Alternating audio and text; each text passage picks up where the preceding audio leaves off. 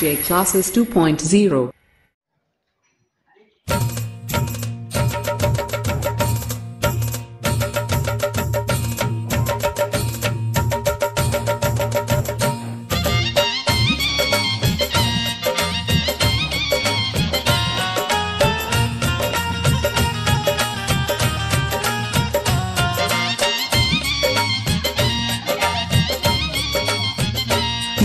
ये बहार दिल फिदा जानिसा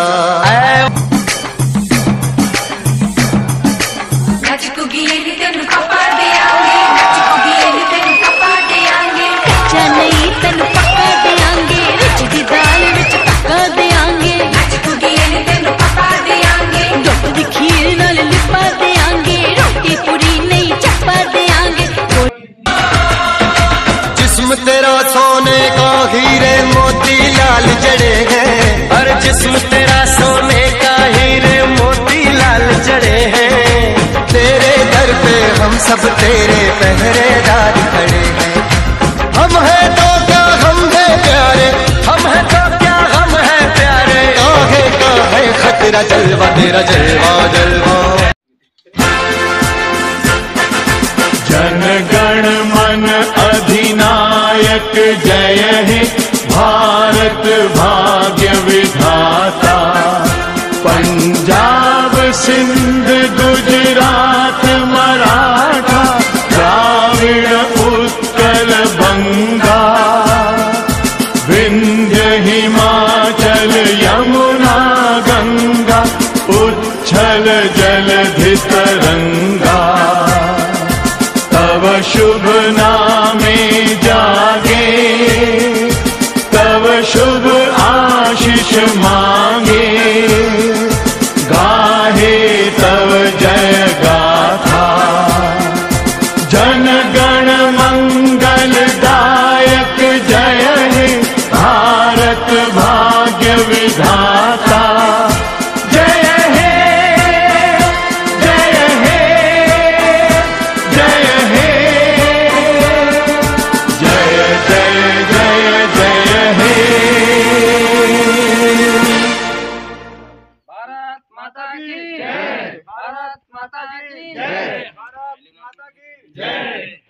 वंदे मातरम, वंदे मातरम, वंदे मातरम।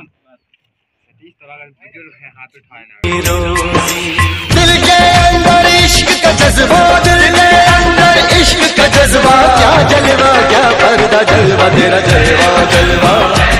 ओ तेरा जलवा जलवा जलवा तेरा जलवा जलवा। ओ तेरा जलवा जलवा।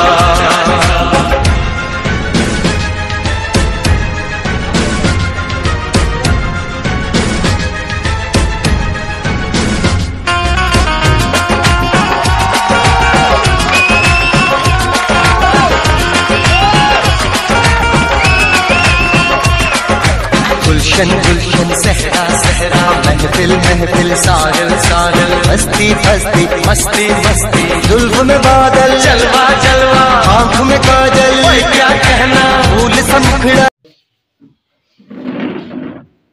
भाई जैसा कि आप सब जानते हैं, या वास्तविक वैधानिक संवैधानिक राजनीतिक स्वतंत्रता और देश के रूप में आज के युग, और कहा गया था कि आज के बाद जो शासन होगा वो जनता का होगा, गणतंत्र का होगा।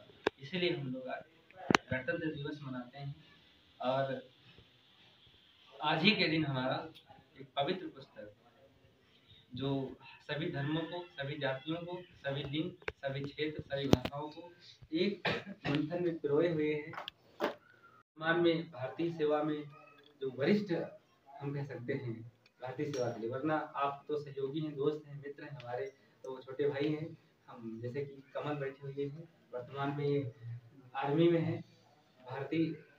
जो आज हम आप सुरक्षित हैं वो इन्हीं लोगों की देन है, जो हम आप आराम से सब मनाने का कार्य करते हैं और प्रयास करते हैं कि शांति बनी रहे और हम आप चैन की सांस लेते हैं। वो सब इन्हीं के बदौलत है।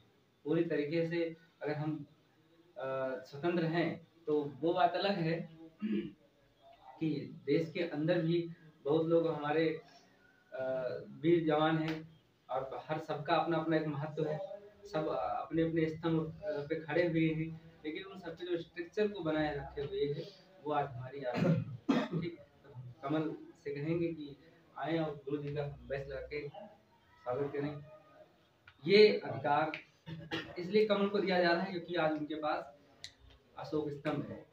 भारत हमारी आपकी सुरक्षा का दायित्व है और भारत माँ की जो आज रक्षा हो रही है वो सब उनकी सेवा में, उनके पहरे में ये खड़े हैं ऐसा। और आप सब हमारे लिए विशेष हैं क्योंकि आप सब उसी सेवा में जाना चाहते हैं, आप सब यही करना चाहते हैं। अब आप भी इनसे कम थोड़ी ना है, आप भी बहादुर हैं, आप आंतरिक व्यवस्था बनाए हैं और वहाँ तक प्रयासरत हैं। अब आप भी वहाँ तक पहुँचेंगे तो हम सबसे पहले कमल से कहेंगे आइए भाई, पहले अपना परिचय दीजिए। हमारे आज वरिष्ठ गुरु जी सबसे पहले एक बात से शुरू करेंगे।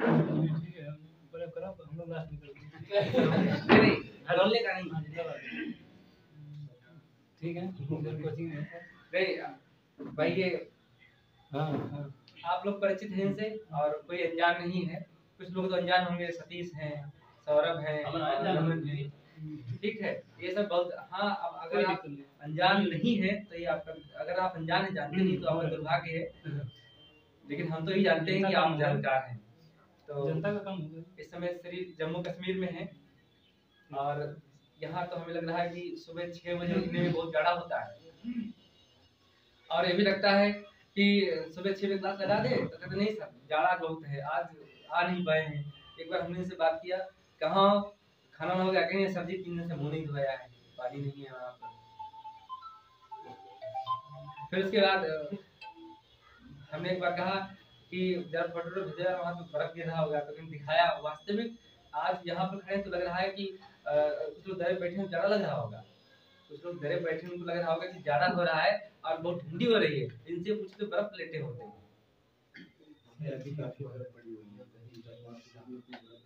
4-5 फुट बर्फ है, 4-5 फुट के तो आप लोग ही होंगे यहाँ पर।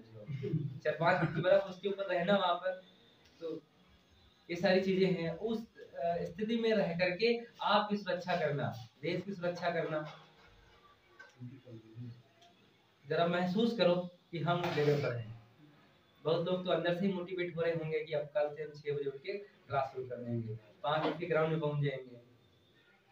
कुछ अपना अनुभव बताना है आपको 2 मिनट में कि किस तरीके से हम पहुंचे वहाँ, कैसा है, कैसा लगता है, ये लोग वहाँ कैसे पहुंचे।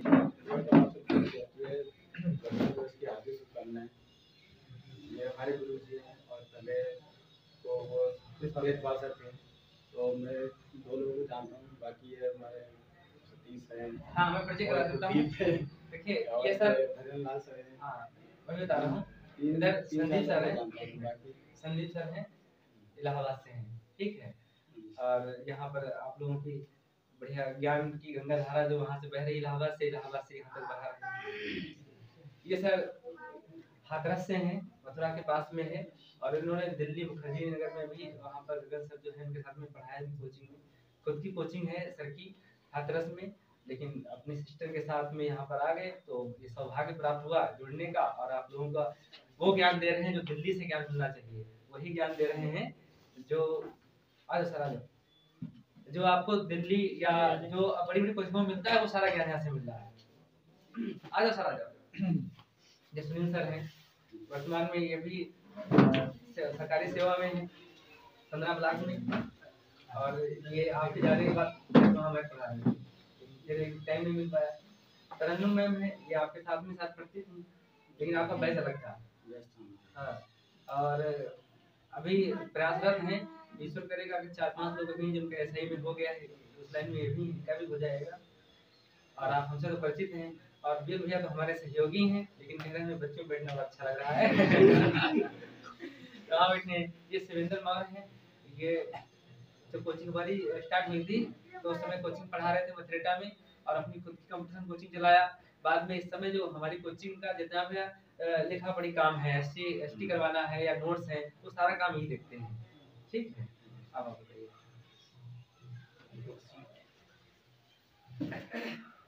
हाँ, वहाँ बताना है कि हम कैसे वहाँ रहते हैं, कैसे देश की सुरक्षा करते हैं, ये सब बताना है। नहीं बतानी है, बस ये बताना है कि हाँ आप लोग कैसे सुरक्षित हो, हम क्या करते हैं वहाँ पर। सबसे पहले अपना अनुभव बताइए, आपको क्या अनुभव हुआ यहाँ? पहले जिंदगी कैसी थी और वहाँ जिंदगी अब कैसी है, पहले ये बताइए, जिससे बच्चे भी मोटिवेट हों वहाँ जाकर। हाँ।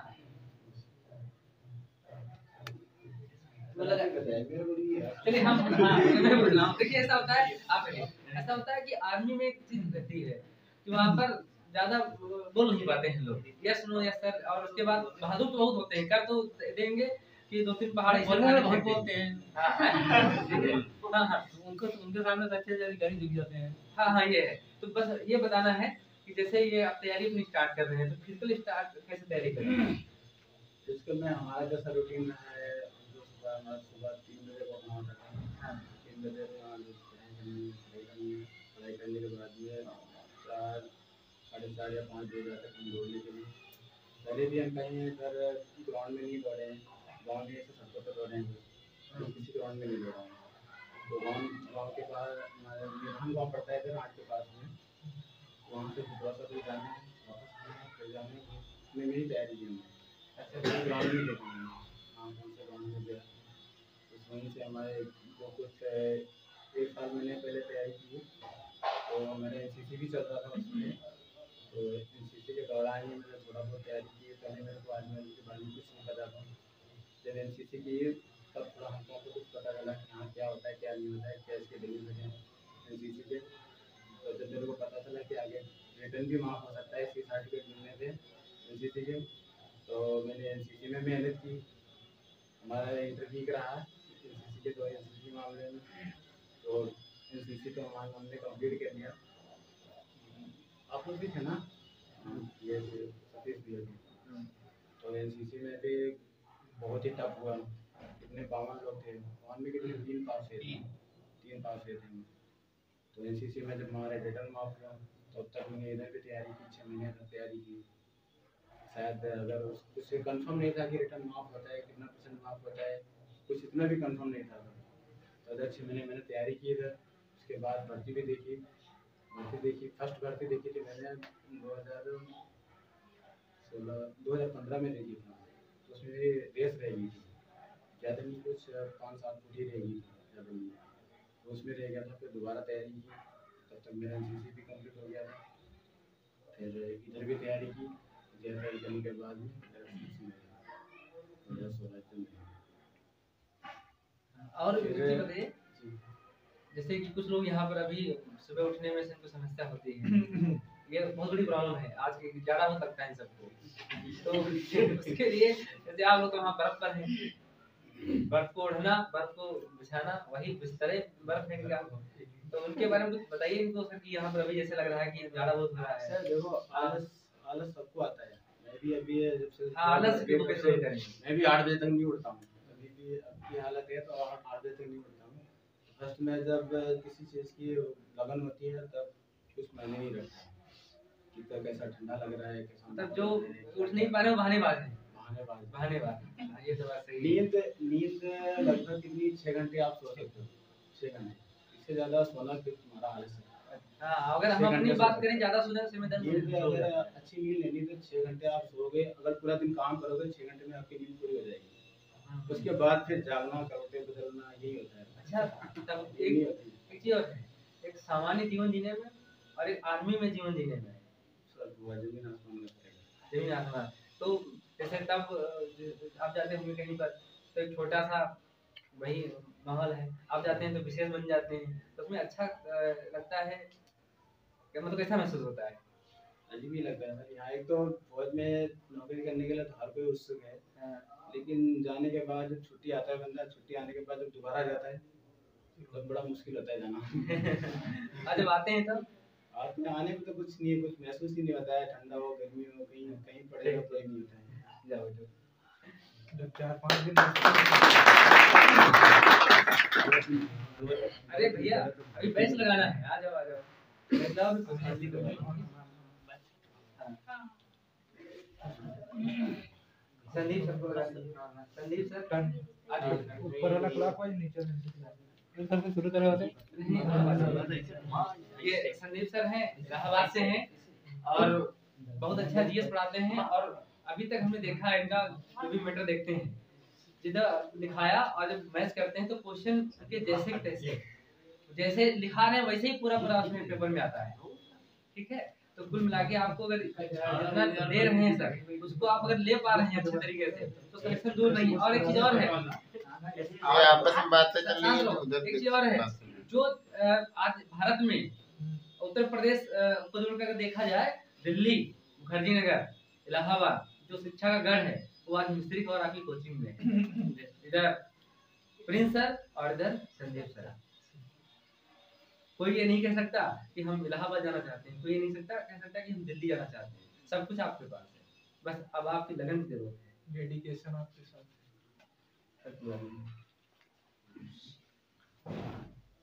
अभी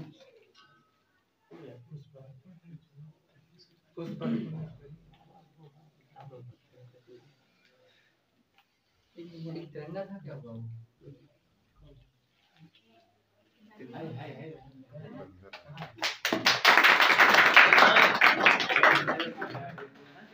अरे सर, अब प्रिंस सर जो कि हाथरस से हैं और मुखर्जी नगर में बहुत देर उन्होंने शिक्षा प्रशिक्षण कार्य किया है। देखो उधर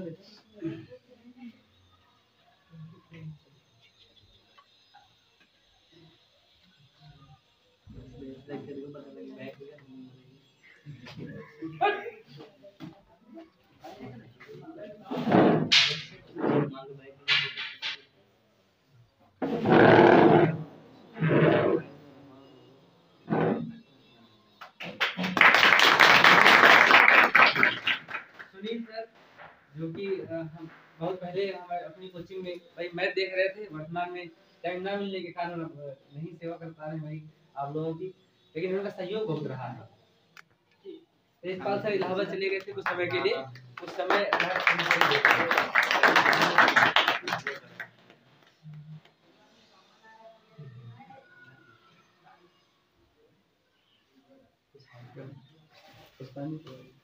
अब सेवेंद्र सर जो कि कोचिंग में इन्होंने बड़ा सहयोग किया है हमारा, मथुरेटा कोचिंग में पढ़ा भी रहे थे और इस समय एसटी का है या नोट से सारा कार्य ही देखते हैं। जब से तक कोरोना का था कहर रहा तब से सारी व्यवस्थाएं जो है अस्त व्यस्त हो गई।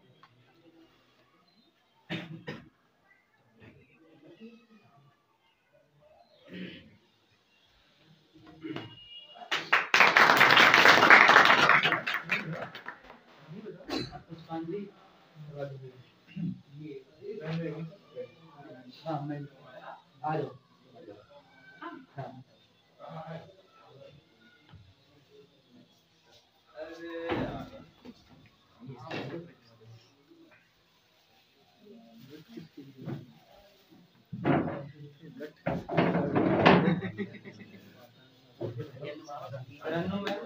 हाँ ये आपका रीडिंग और हिंदी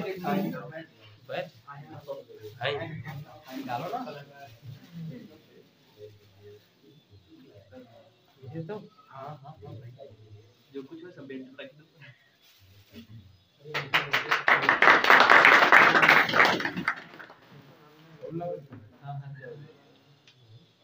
और हमारे भाई एक सहयोगी हैं बीएल भैया, वो भी आ जाए।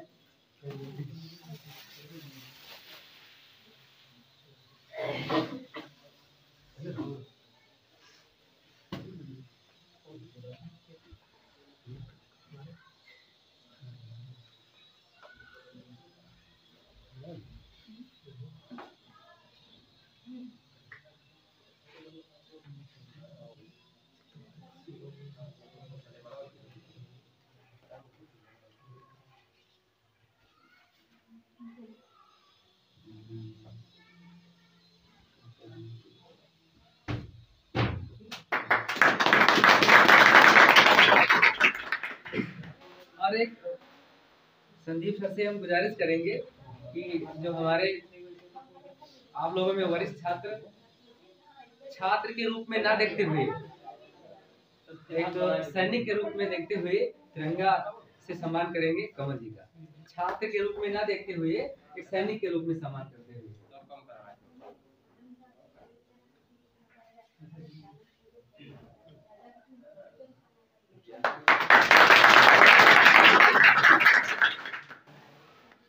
और अब पुष्पांजलि अच्छा अब जी आप अरे हम तो बचा ठीक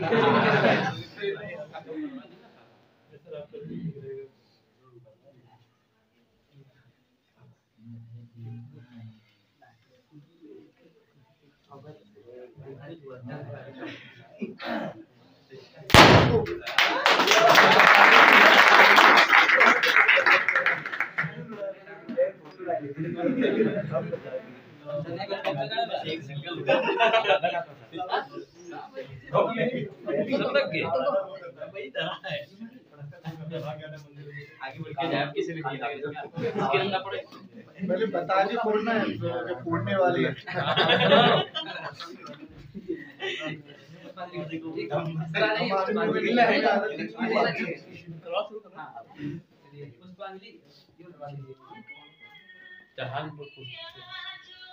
प्रिंस सर से हम आग्रह करेंगे कि आए और हम पुष्पांजलि करें।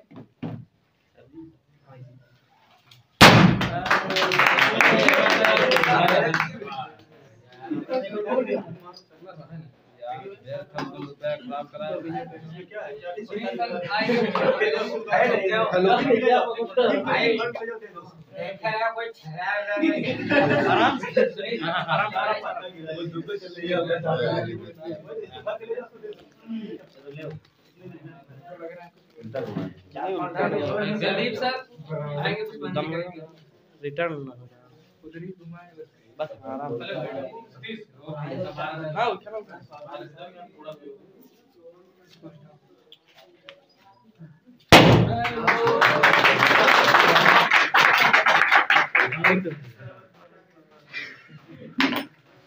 सेवेंथ सर आएंगे पुष्पांजलि।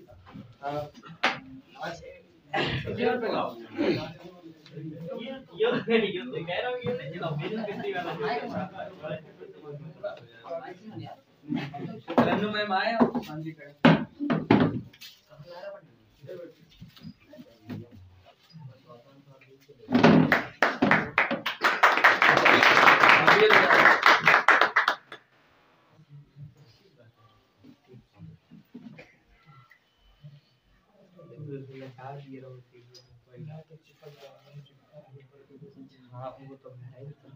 अब आप लोग आ जाइए।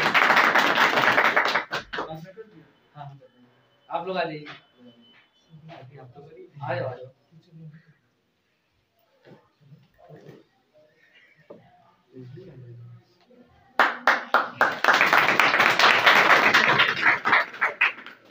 आप लोग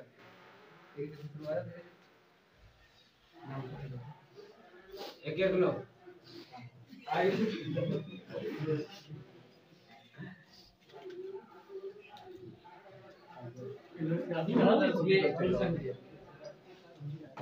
उठे हो वहाँ से एक एक करके उठते हो, वो कर लेंगे अभी यहाँ से निकल जाएंगे, इधर से निकल जाओ। सूरज प्रकाश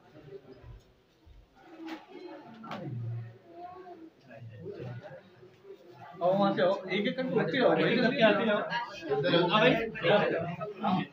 जल्दी जल्दी एक एक करके आते जाओ फटाफट।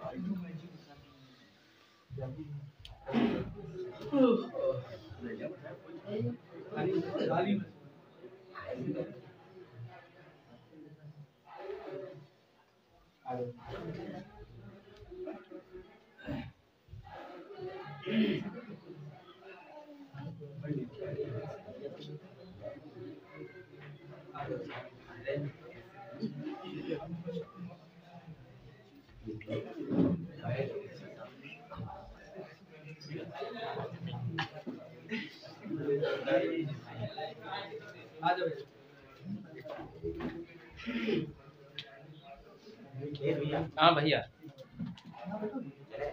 का वो बन रहा है तुम घबराओ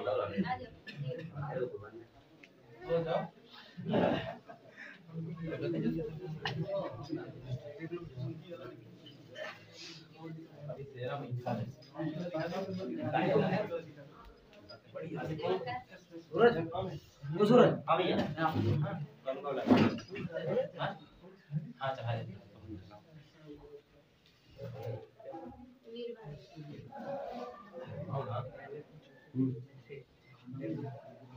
हाँ वो हुआ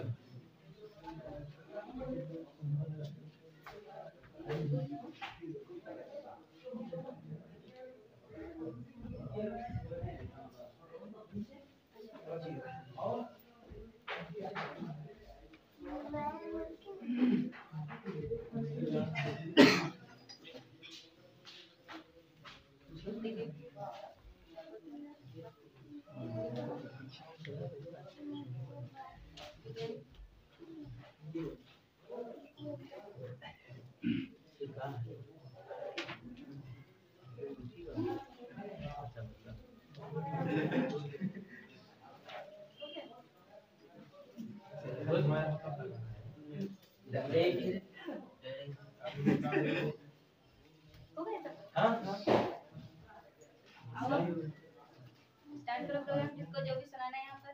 सर ने कल बोला था कि अनिवार्य है सबको बोलना, कुछ भी बोलना, 4 लाइनें बोलना होगा यहाँ पर। जो सर पढ़ाते हैं पढ़े वही सुनाओ अगर यहाँ पर। आ जाओ।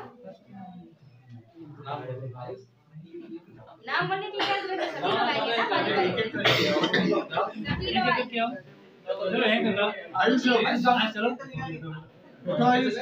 सब आना, सबको है। नाम बोलने की क्या जरूरत है? सभी को आना है। आ जाओ। थोड़ा थोड़ा बोलो जो कुछ बोलता हूँ। हाँ, सभी को बोलना है।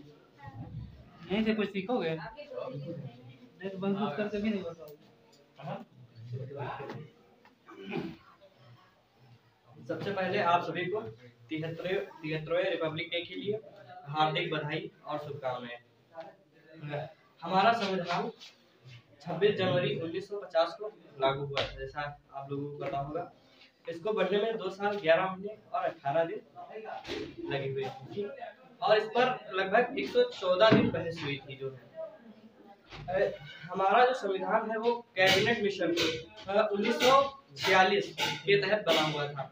उसमें 389 लोगों ने भाग लिया था। प्रथम जो बैठक हुई थी उसमें जो है 207 लोगों ने भाग लिया था और जब ये जो है बन के तैयार हो गया तो सबसे पहले जो हस्ताक्षर हुए थे वो पंडित जवाहरलाल नेहरू और जो अंतिम हस्ताक्षर हुए थे वो डॉक्टर राजेंद्र प्रसाद, जो कि इसके अध्यक्ष हुआ करते थे। ठीक, बस इसी के और एक बात कहना चाहूंगा कि हम लोग यहाँ पर जो है पढ़ने के लिए आए हैं, मतलब कंपटीशन एक तो लगन से पढ़िए, जिससे जैसे कभी कभी आप लोग गांव में जाते होंगे तो बहुत सी बातें सुनने को मिलती हैं। कोई बड़ा भी कहता है, कभी कभी छोटा भी कहता है, ऐसा नहीं कि कोई कहता नहीं। वहाँ देखो मिस्त्री में रह रहे हैं और बहुत अजीब अजीब सी बातें सुनने को मिलती है, तो सबको इग्नोर कीजिए। ऑल इन वन, मतलब अपने लक्ष्य पर सीधा ध्यान दीजिए, हमको करना क्या है। अगर आपने अपना लक्ष्य पा लिया तो सबके मुंह अपने मन से जो है बंद हो जाएंगे, कुछ नहीं कहना पड़ेगा। आपकी जॉब, आपका सिलेक्शन ही उनका जो है जवाब होगा। इसलिए बस इसी के साथ अपनी वाणी को विराम देना चाहता हूँ। जय हिंद, जय भारत।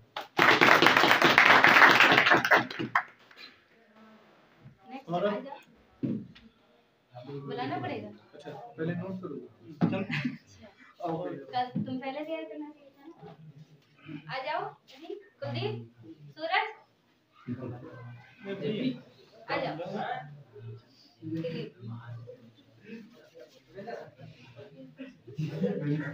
जहाँ से चुनाव लड़ना है वो भी बता दो। शहीदों का सपना तब सच हुआ जब हमारा देश गणतंत्र बना। आज हमारे देश के सारे लोग बहुत हर्ष उल्लास से गणतंत्र दिवस मना रहे हैं और इस शुभ अवसर पे हम आप सभी को और यहाँ पर उपस्थित सभी शिक्षकगण को स्वतंत्रता दिवस की हार्दिक शुभकामनाएं देता हूँ।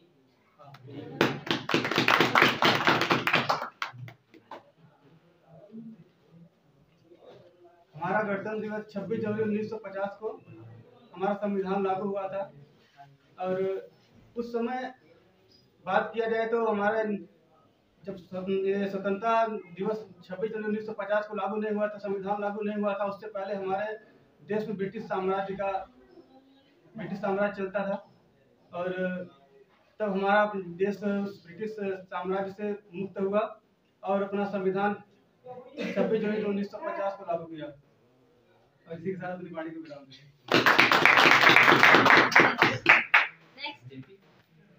क्या नाम है आपका? आशीष। इनके लिए ताली हो जानी चाहिए। सबसे पहले तो मैं अपने गुरुजी, अपने हमारे जितने दोस्त बैठे हुए हैं, बड़े भैया और मैम को प्रणाम है। 73वें गणतंत्र दिवस जो हमारे आज राष्ट्रीय पर्व में मनाया जाता है, आप लोगों को शुभकामनाएं।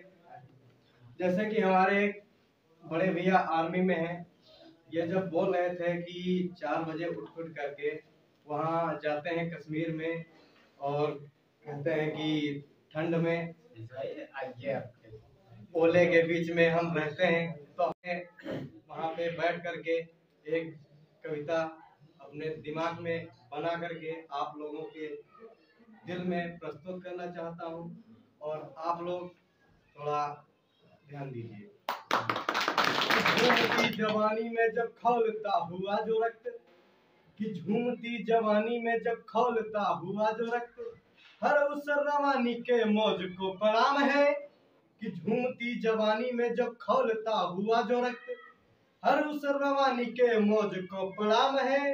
माँ के लाडले को देश से है इतना प्रेम की लड़ते हुए सोच, उसे कैप्टन मनोज को प्रणाम है।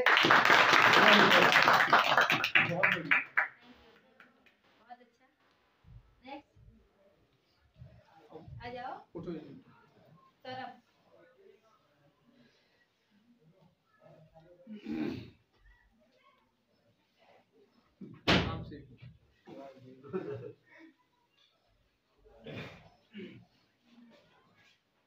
सबसे पहले यहाँ पर उपस्थित हमारे गुरुजन और हमारे मित्रगण, आप सभी को और सभी लोगों को हमारी तरफ से गणतंत्र दिवस की हार्दिक शुभकामनाएं एवं बधाई।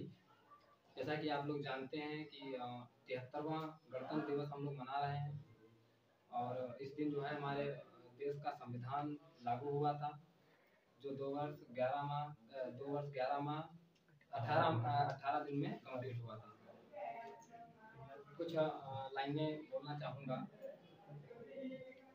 कोई गलती हो तो क्षमा कर देना।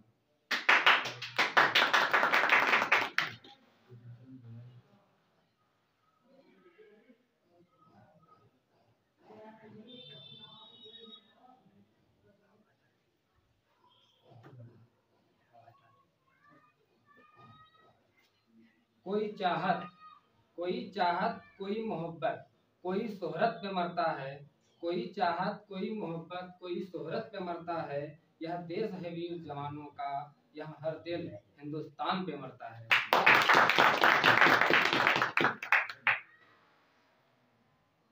जोश कभी कम न होने देंगे, जोश को कभी कम न होने देंगे, देश प्रेम में हम जान लुटा देंगे, यह देश है हमारा प्यारा, दोबारा इस पर हम आँच न आने देंगे।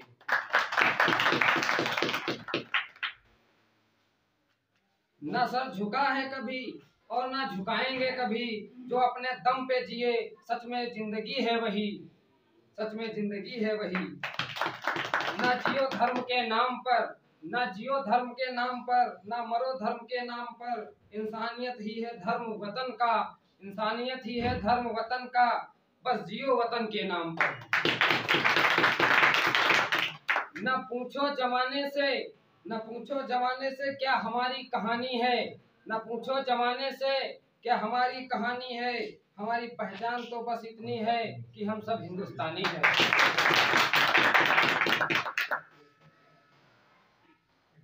अपनी आजादी को हम हरगिज मिटा सकते नहीं, अपनी आजादी को हम हरगिज मिटा सकते नहीं, सर कटा सकते हैं लेकिन सर झुका सकते नहीं।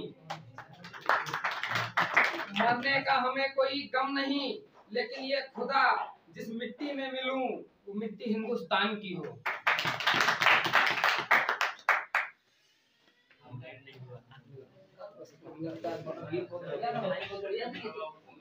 आयुष अब आएंगे कुछ नहीं।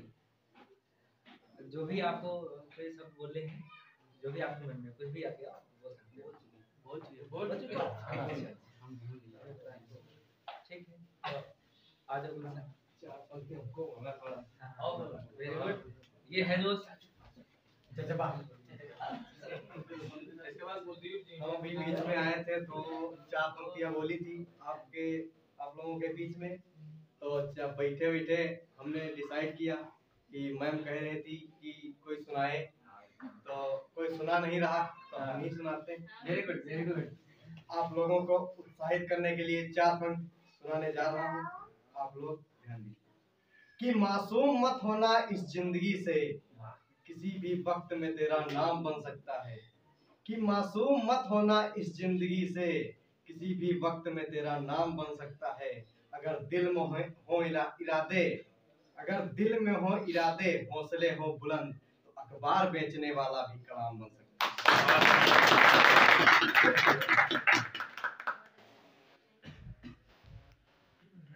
अभी नाम लेना पड़ेगा। गणतंत्र दिवस को आप सभी को बहुत बहुत बधाई। जब बहुत कुछ बोलने को दिल करता है तब कुछ बोल नहीं पाते हैं। यही बात है। सुना देता हूँ।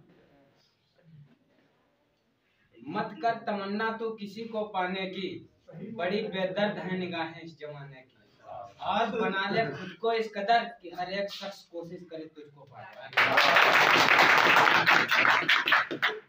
खींच दी है कुछ गद्दारों ने लकीरें इस तरह थाली में, वरना कोई फर्क नहीं था आपकी ईद और हमारी दिवाली।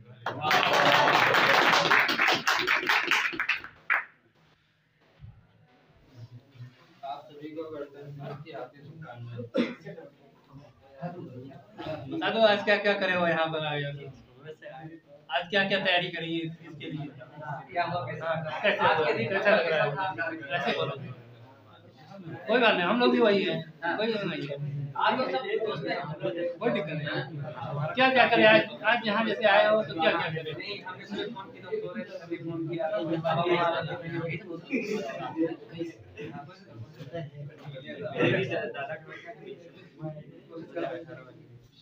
आज सुबह अभी मेरे सर ने बोल दिया था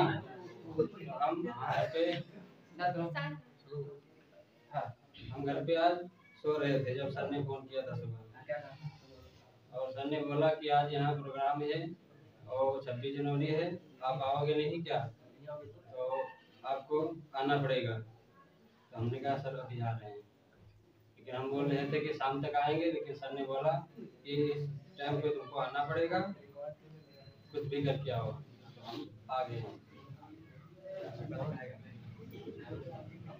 बहुत अच्छा महसूस हो रहा है यहाँ आके, अच्छा लगा, ऐसा नहीं बोलो। यहाँ के बहुत अच्छा महसूस हो रहा है।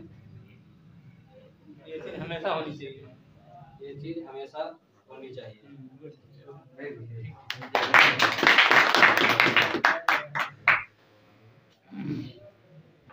नेक्स्ट जयप्रकाश। ये भाई साहब भी आएंगे? नहीं आएगा। मुझे लगा सबसे बाद में नहीं क्लास में बहुत बोलते हो, यहाँ ही बोलना है। पूछा थोड़ी जाएगा कितनी देर। आओ। सब लोग गुरुजनों को प्रणाम है, दोस्तों को नमस्कार। आज 73वां गणतंत्र दिवस है जिसे हम सब लोग सेलिब्रेट कर रहे हैं। इस गणतंत्र दिवस को हम लोग पाने के लिए कितनी मेहनत की है। 1857 की क्रांति शुरू हुई थी, वहाँ से हम लोगों ने अपने समाज की समाज के लेवल से काफी मेहनत की। हमारे महापुरुषों ने और जो वीरों ने बहुत सारे काम योगदान दिया है। इसी योगदान की वजह से आज हम गणतंत्र दिवस को मना रहे हैं। जो हमारा संविधान है 2 साल 11 महीने 18 दिन बनके तैयार हुआ था। इसको बनाने में बहुत लोगों ने योगदान दिया। नमस्ते भैया। आइए बैठिए। नहीं नहीं इधर बैठिए।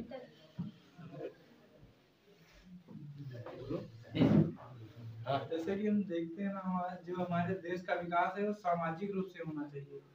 समाज के लोग अगर हर एक व्यक्ति अपने आप को अच्छा बनाना चाहेगा तो धीरे धीरे वक्त के साथ सब अच्छे हो जाएंगे। इसीलिए आप स्वयं से मेहनत कीजिए, आप खुद को अच्छा बनाइए और कोशिश करिए जो आपके आसपास है उसको भी मोटिवेट करें कि वो भी आपसे कुछ अच्छा करने की कोशिश करे। अगर वो अच्छा करेगा तो हमारे देश का विकास होगा, तो देश का विकास होगा तो दिन पर दिन आगे बढ़ेंगे, नई नई जानकारियाँ आएंगी, नई नई टेक्नोलॉजी बढ़ेगी, इसी तरह हमारा देश और तेजी से आगे बढ़ेगा। जो गांव में कुछ लोगों के पास नॉलेज होती है उस लेवल तक नहीं पहुंच पाते, उनको पता ही नहीं होता कि अगर हम ऐसा करें तो हम वहाँ तक पहुंच सकते हैं। तो उन लोगों को भी बताएं कि वो उस लेवल तक पहुंचे, हर एक व्यक्ति की जानकारी जरूरी है। धन्यवाद। Thank you so much. आज यहाँ पर ये सभी जानते हैं कि यहाँ पर आप सब लोग क्यों आज क्या है, ठीक है। 26 जनवरी के दिन यहाँ पर गणतंत्र दिवस मनाते हैं, सभी जानते हैं गणतंत्र दिवस क्यों है, किस लिए मनाते हैं। आज आप और हम सब अपने आप से खुद से वादा करें कि अगली बार जब 26 जनवरी हो तो हमारे पास कोई ना कोई पावर या पद होना चाहिए, ठीक है, ये जरूरी है। और उसके साथ साथ में यह याद होना चाहिए कि अगली बार हम यहाँ पर इस तरीके से, जैसे ये यहाँ पर भैया बैठे हैं, तो इसी तरीके से कोई ना कोई पद जरूर होना चाहिए। तो देखिए तब 26 जनवरी का जो आज की जो रौनक है वो और भी अच्छी होगी और भी अच्छा लगेगा, ठीक है। तो नेक्स्ट रिंकू आ जाओ, बोलो, कुछ भी बोलो, यही सब सीखोगे, ये सब हाँ, सीखने का अच्छा है, ठीक है। सब आएंगे। काम करो ऐसा कि एक पहचान बन जाए, काम करो ऐसा कि एक पहचान बन जाए, हर कदम ऐसा चलो कि निशान बन जाए, हर कदम ऐसा चलो कि निशान बन जाए। यहाँ जिंदगी तो हर कोई काट लेता है, जिंदगी जियो इस कदर की मिसाल बन जाए।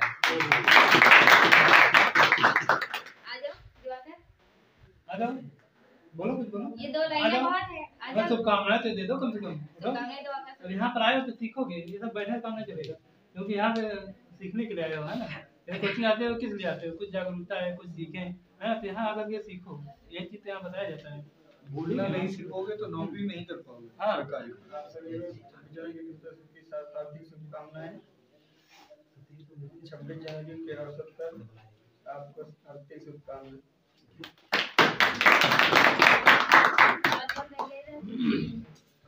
पीछे भाई साहब लगे शायद लास्ट में आप रहेंगे। आप लोग बोलिए थोड़ा सा। आपका नाम? पूरा मेरा नाम सूरज कुमार, मैं खंडवा से रामदेव जी के बाद वकालत सीखने के लिए गुरु जी के पास। जब से मैंने इनके पास आया है तब से मैंने कुछ संविधान सीखा है। यहाँ पर आने से मुझे कुछ उत्सुकता हुई है और जागरूक भी हुई है और ये संविधान के बारे में कुछ मालूम भी हुआ है। और हम यहाँ भी आए हैं, यहाँ भी मुझे उत्सुकता हुई है, तो मेरे लिए अच्छा है।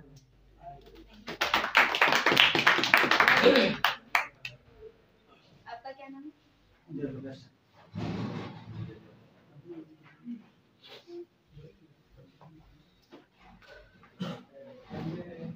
मेरा नाम जयप्रकाश है।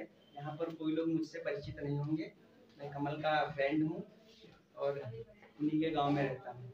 आप सभी को गणतंत्र दिवस की हार्दिक शुभकामनाएं। आप सभी को भी।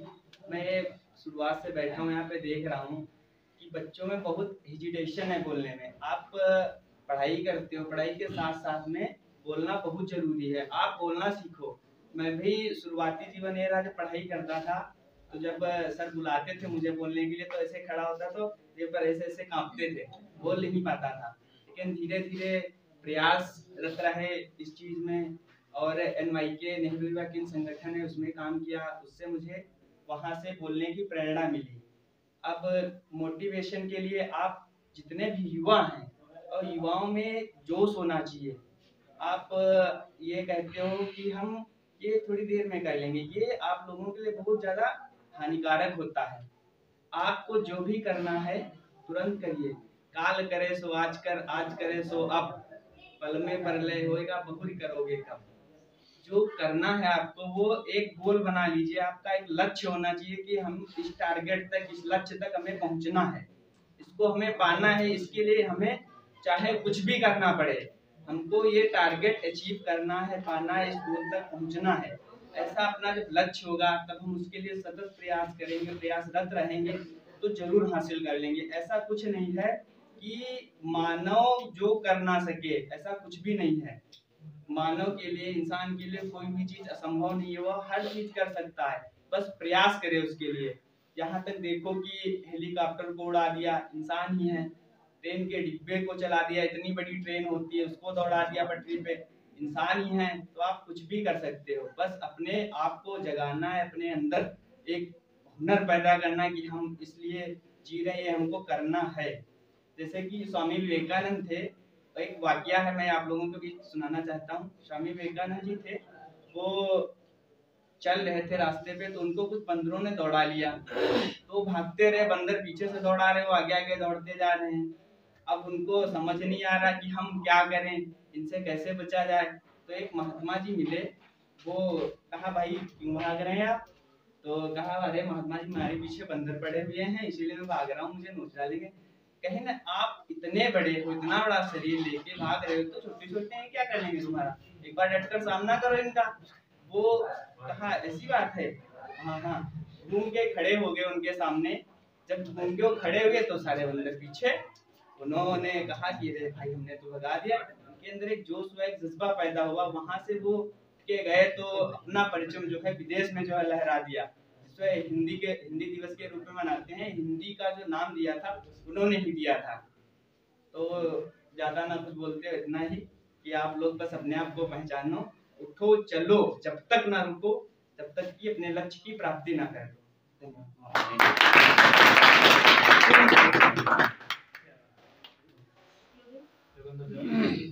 चलो बोलो।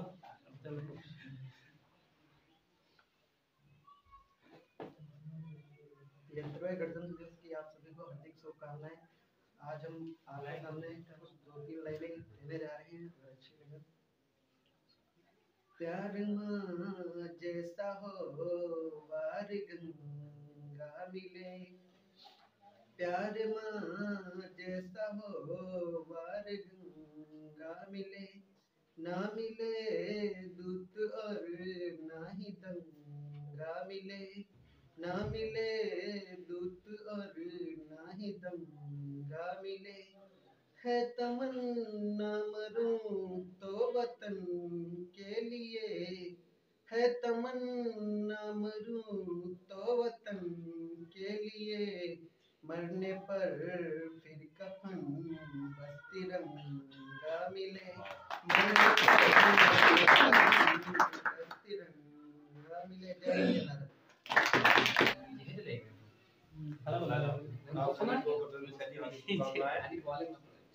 मैं आपको सामने एक शायर कहेंगे।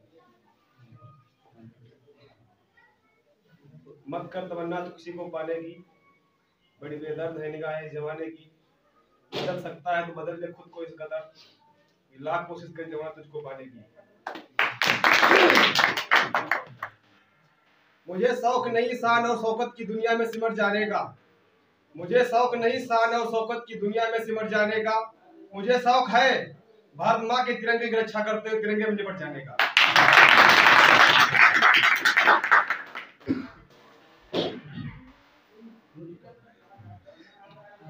इसको 73वें गणतंत्र दिवस की शुभकामनाएं।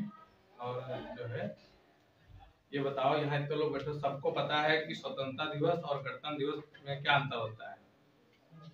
सबको पता है? जिसको ना पता हो पूछ सकता है।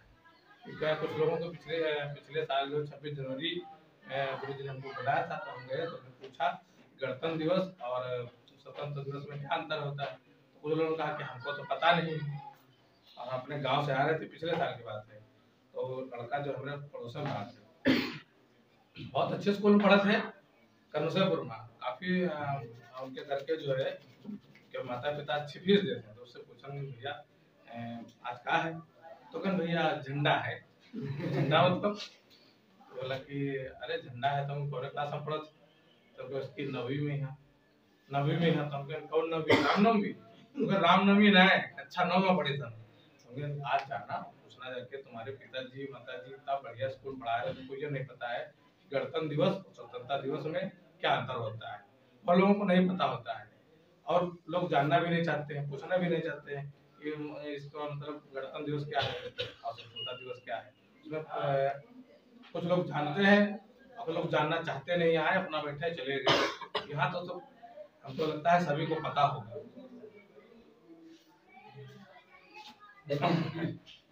सर सतीश बैठे। सबसे पहले ये कहेंगे कि जो यहाँ के जो टीचर हैं, तरन्नुम है, ये भाई साहब पहली मुलाकात हुई है और मेरा नाम है BL प्रियदर्शी एडवोकेट।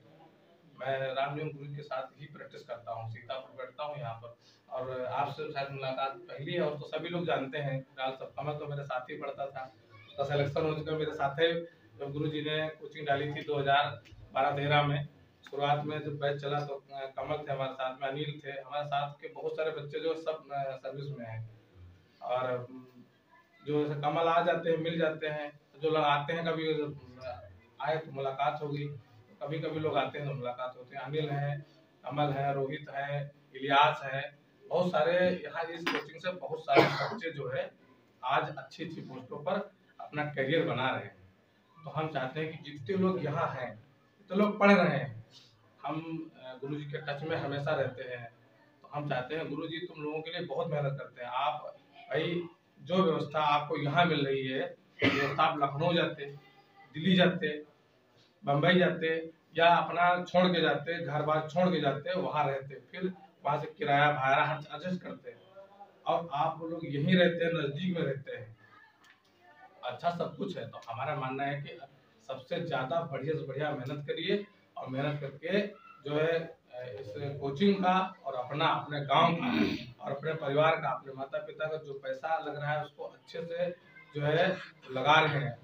इतने मेहनत करिए कि अगले साल जब 26 जनवरी आए और हम आए तो पता चले कि हर इसमें से मान के चले कि 80% लोगों का सिलेक्शन हो ही जाएगा। हमको खुद पता है बच्चे किस कैसे मेहनत कर रहे हैं। गुरुजी खुद रुकते हैं। गुरुजी हमसे कह रहे थे कि हम भी जो है PCS के लिए अभी जो है तैयारी के लिए सोच रहे हैं, तो गुरुजी कह रहे हैं कि तुम भी आया करो शाम को। और ऐसा है कि एक्चुअली हम परिवारदार हो गए, अभी बच्चे हैं तो उधर भी ध्यान देना पड़ता है, लेकिन फिलहाल हम अभी अप्रैल से समय निकालेंगे, हम खुद यहाँ आएंगे और जो है हम भी तैयारी करेंगे।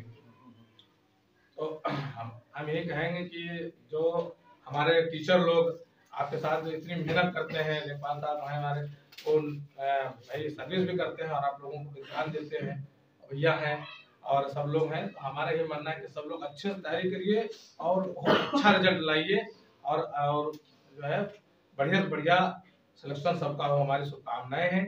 और जो है इस समय पढ़ाई का तो कोई स्तर नहीं, कोरोना ये सब इतना ज़्यादा चल रहा है कि उसके बीच भी हम लोग किस तरह से पढ़ाई करें और लड़ें। और आने वाले भविष्य में हमारी यही शुभकामना है कि जितने यहाँ बच्चे हैं पढ़ें और पढ़ के जहाँ भी जाएं और प्रयास करें कि जिस तरह से हमारे रामजन्म गुरु जी ने जो मिस्रिक में पढ़ाई का माहौल उन्होंने दिया है। मिस्रिक तो बहुत पुरानी तहसील है, आप जानते हैं दादा, तो ये जो है सर्विस में है, बहुत पुरानी तहसील है, लेकिन इस तहसील का भैया भी मिले थे, भैया भी कह रहे थे कि इतनी पुरानी तहसील है पर उस हिसाब से आज तक इसका डेवलपमेंट नहीं हुआ है, विकास नहीं हुआ है। और यहाँ पर क्या है कि पढ़ाई का बहुत ही कम महत्व है। हमारे गुरु जी ने जो है जब से कोचिंग डाली हमारी जानकारी में, तब से जो है उन्होंने बहुत बच्चों को पढ़ाया है, बहुत लोगों को शिक्षित किया है। आपके गांव के बहुत सारे बच्चे जो है आज सर्विस में हैं और उन्हीं की देन है। हम तो चाहते हैं, हम भी मतलब हमने भी ग्रेजुएशन किया, उसके बाद में LLB की, तो उन्होंने कहा कि भजन लाल तुम जो है कुछ तैयारी करो, आगे देखो। उन्होंने कहा कि सर जी देखते हैं। अब हमारी भी जो है अंदर से इच्छा है कि हालत तो चलती ही रहेगी, सर्विस में होंगे तो उसका कुछ अलग ही महत्व होता है। तो हम भी सोच रहे हैं कि आगे जो है पढ़ाई करें। हमारा यही मानना है कि सबसे यही कहना है कि अगर कोई तकलीफ होती है, अगर किसी को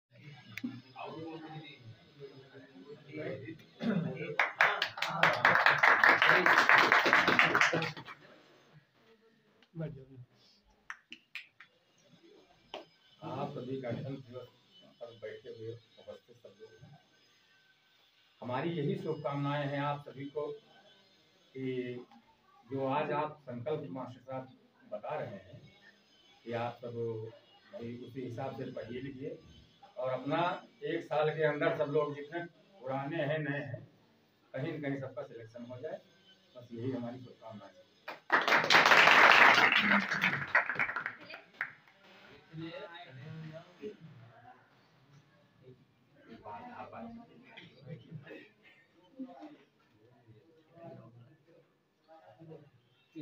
गणतंत्र दिवस पर आप सभी को हमारी तरफ से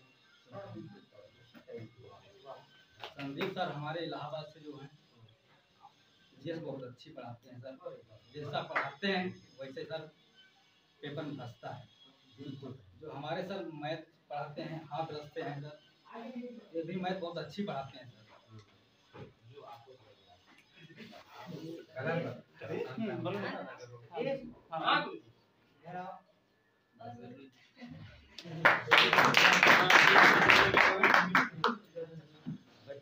रमन गए यहाँ आओ, रमन आओ कुछ दो, बोलो इधर से आओ।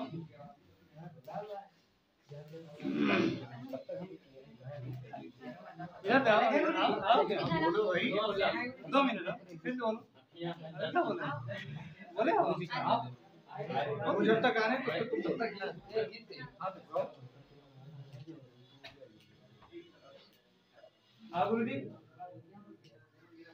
चीन की साजिश को देखते हुए एक बेहद आक्रोशित मन से एक कविता प्रस्तुत करता हूँ। बलिदानों से लाल धरा युग युग वैभवशाली है। बलिदानों से लाल धरा युग युग वैभवशाली है। रण में बन जाते हैं नरसिंह, माँ तेरी दुर्गा काली है, माँ तेरी दुर्गा काली है। ए चीन कान खोल कर सुन, ए चीन कान खोल कर सुन, तुझको औकात बता देंगे। और अब युद्ध की बात न कर, मिट्टी में तुझे मिला देंगे, मिट्टी में तुझे मिला देंगे। अग्नि पृथ्वी ब्रह्मोस संग, अग्नि पृथ्वी ब्रह्मोस संग, आकाश गगन में गूंजेगा, आकाश गगन में गूंजेगा। छल दम्भ चलेगा एक नहीं, अंबर से अग्नि फूटेगा, अंबर से अग्नि फूटेगा। है शस्त्र अधिक माना हमसे, है शस्त्र अधिक माना हमसे, ये शौर्य कहाँ से लाओगे, ये शौर्य कहाँ से लाओगे। हम कुरुक्षेत्र लड़ने वाले, ये कोप नहीं सह पाओगे, ये कोप नहीं सह पाओगे। हर सैनिक भारत माता का, हर सैनिक भारत माता का शेर जिगर फौलादी है। कोई है महाराणा प्रताप तो कोई वीर शिवाजी है, तो कोई वीर शिवाजी है। गर माँ का दूध पिया है तो दिल रणभूमि में आ जाओ, ये गीदड़ भभकी बंद करो और न हमको उकसाओ। रावण के लंका के जैसी ये दुष्ट आग लगा देंगे, ये दुष्ट आग लगा देंगे। हम राम कृष्ण के वंशज है, सारा ब्रह्मांड हिला देंगे, सारा ब्रह्मांड हिला देंगे। अरमान तुम्हारा ए चीनी अब पूरा ना हो पाएगा, आतुर है रणचंडी फिर लहू शत्रु पीने को। खन दम्भ ठोक खड़े हैं हम अरि मुंड धरा पर बोने को। महासमर में जिस धरती पर गीता गाए जाते हैं, मातृभूमि की बलिवेदी में शीश चढ़ाए जाते हैं। बेटा जब रण में चलता है, माँ रोली चंदन करती है, माँ रोली चंदन करती है। कांधे पर ले सुहाग तरुणी बंधन करती है, कांधे पर ले सुहाग तरुणी बंधन करती है। माँ कहती अपने बेटे से तुम दूध का कर्ज चुका देना, मैं तेरी छोटी माँ हूँ, भारत माँ की लाज बचा देना। ओढ़ बर्फ की चादर को इतिहास नया गढ़ जाता है, याद करो अब्दुल हमीद साक्षात काल बन जाता है। यह सत्य सनातन माटी है, केसरिया ताना बाना है। छठी का दूध पिला देंगे, हमने भी यह प्रण ठाना है। मातृभूमि की रक्षा में हंस हंस कर यह शीश कटाएंगे। एक बार की बात नहीं, 100 जन्म कर्ज चुकाएंगे। जय हिंद जय भारत।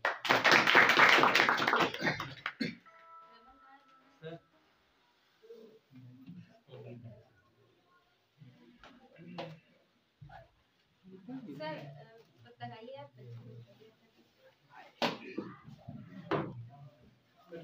अभी हम आ गए, नहीं दो फोन दो आओ।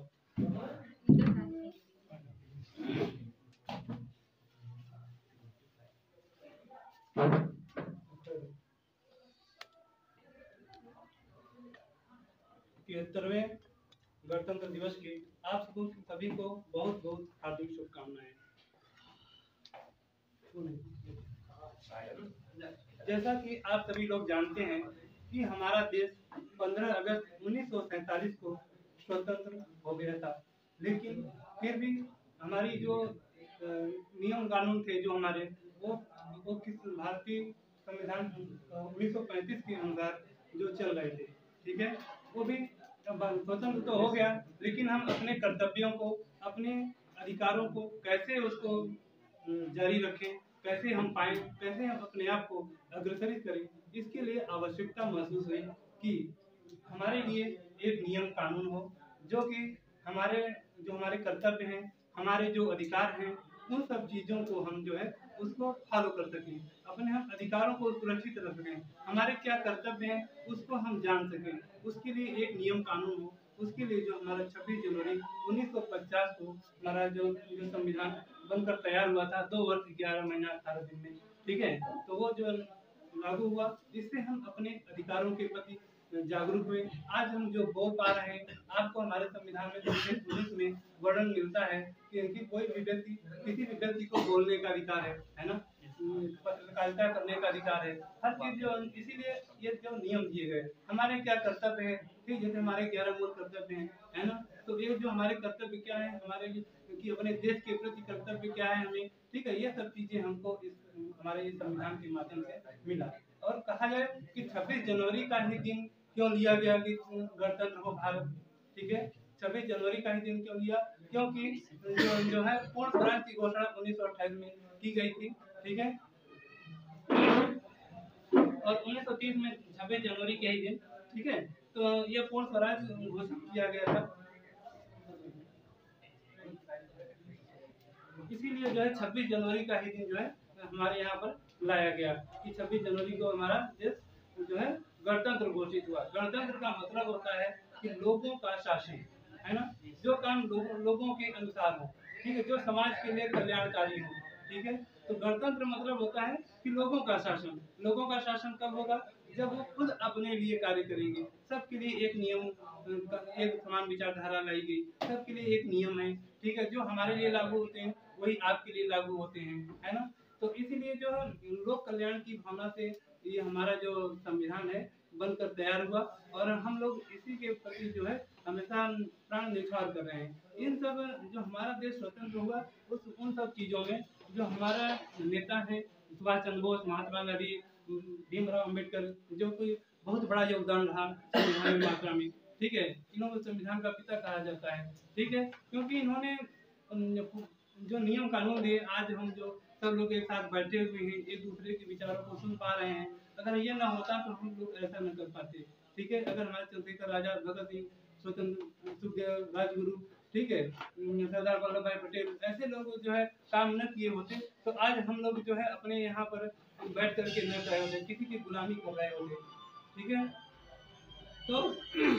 तो हमें जो ये शासन मिला है उसको हम लोगों को अक्षुण्ण बनाए रखना है। हम लोग, कहा जाता है कि हम लोग तभी स्वतंत्र हैं जब हम एक दूसरे का सम्मान करें, ठीक है, मतलब कि हम अपने दायरे में रहें, ये नहीं कि जो चीज़ हर चीज़ करने के लिए हम स्वतंत्र हैं कि कोई भी हम चीज़ किसी को कुछ कह देंगे, बस हम वहीं तक स्वतंत्र हैं जहाँ तक हम दूसरे को नुकसान नहीं पहुँचाते, ठीक है।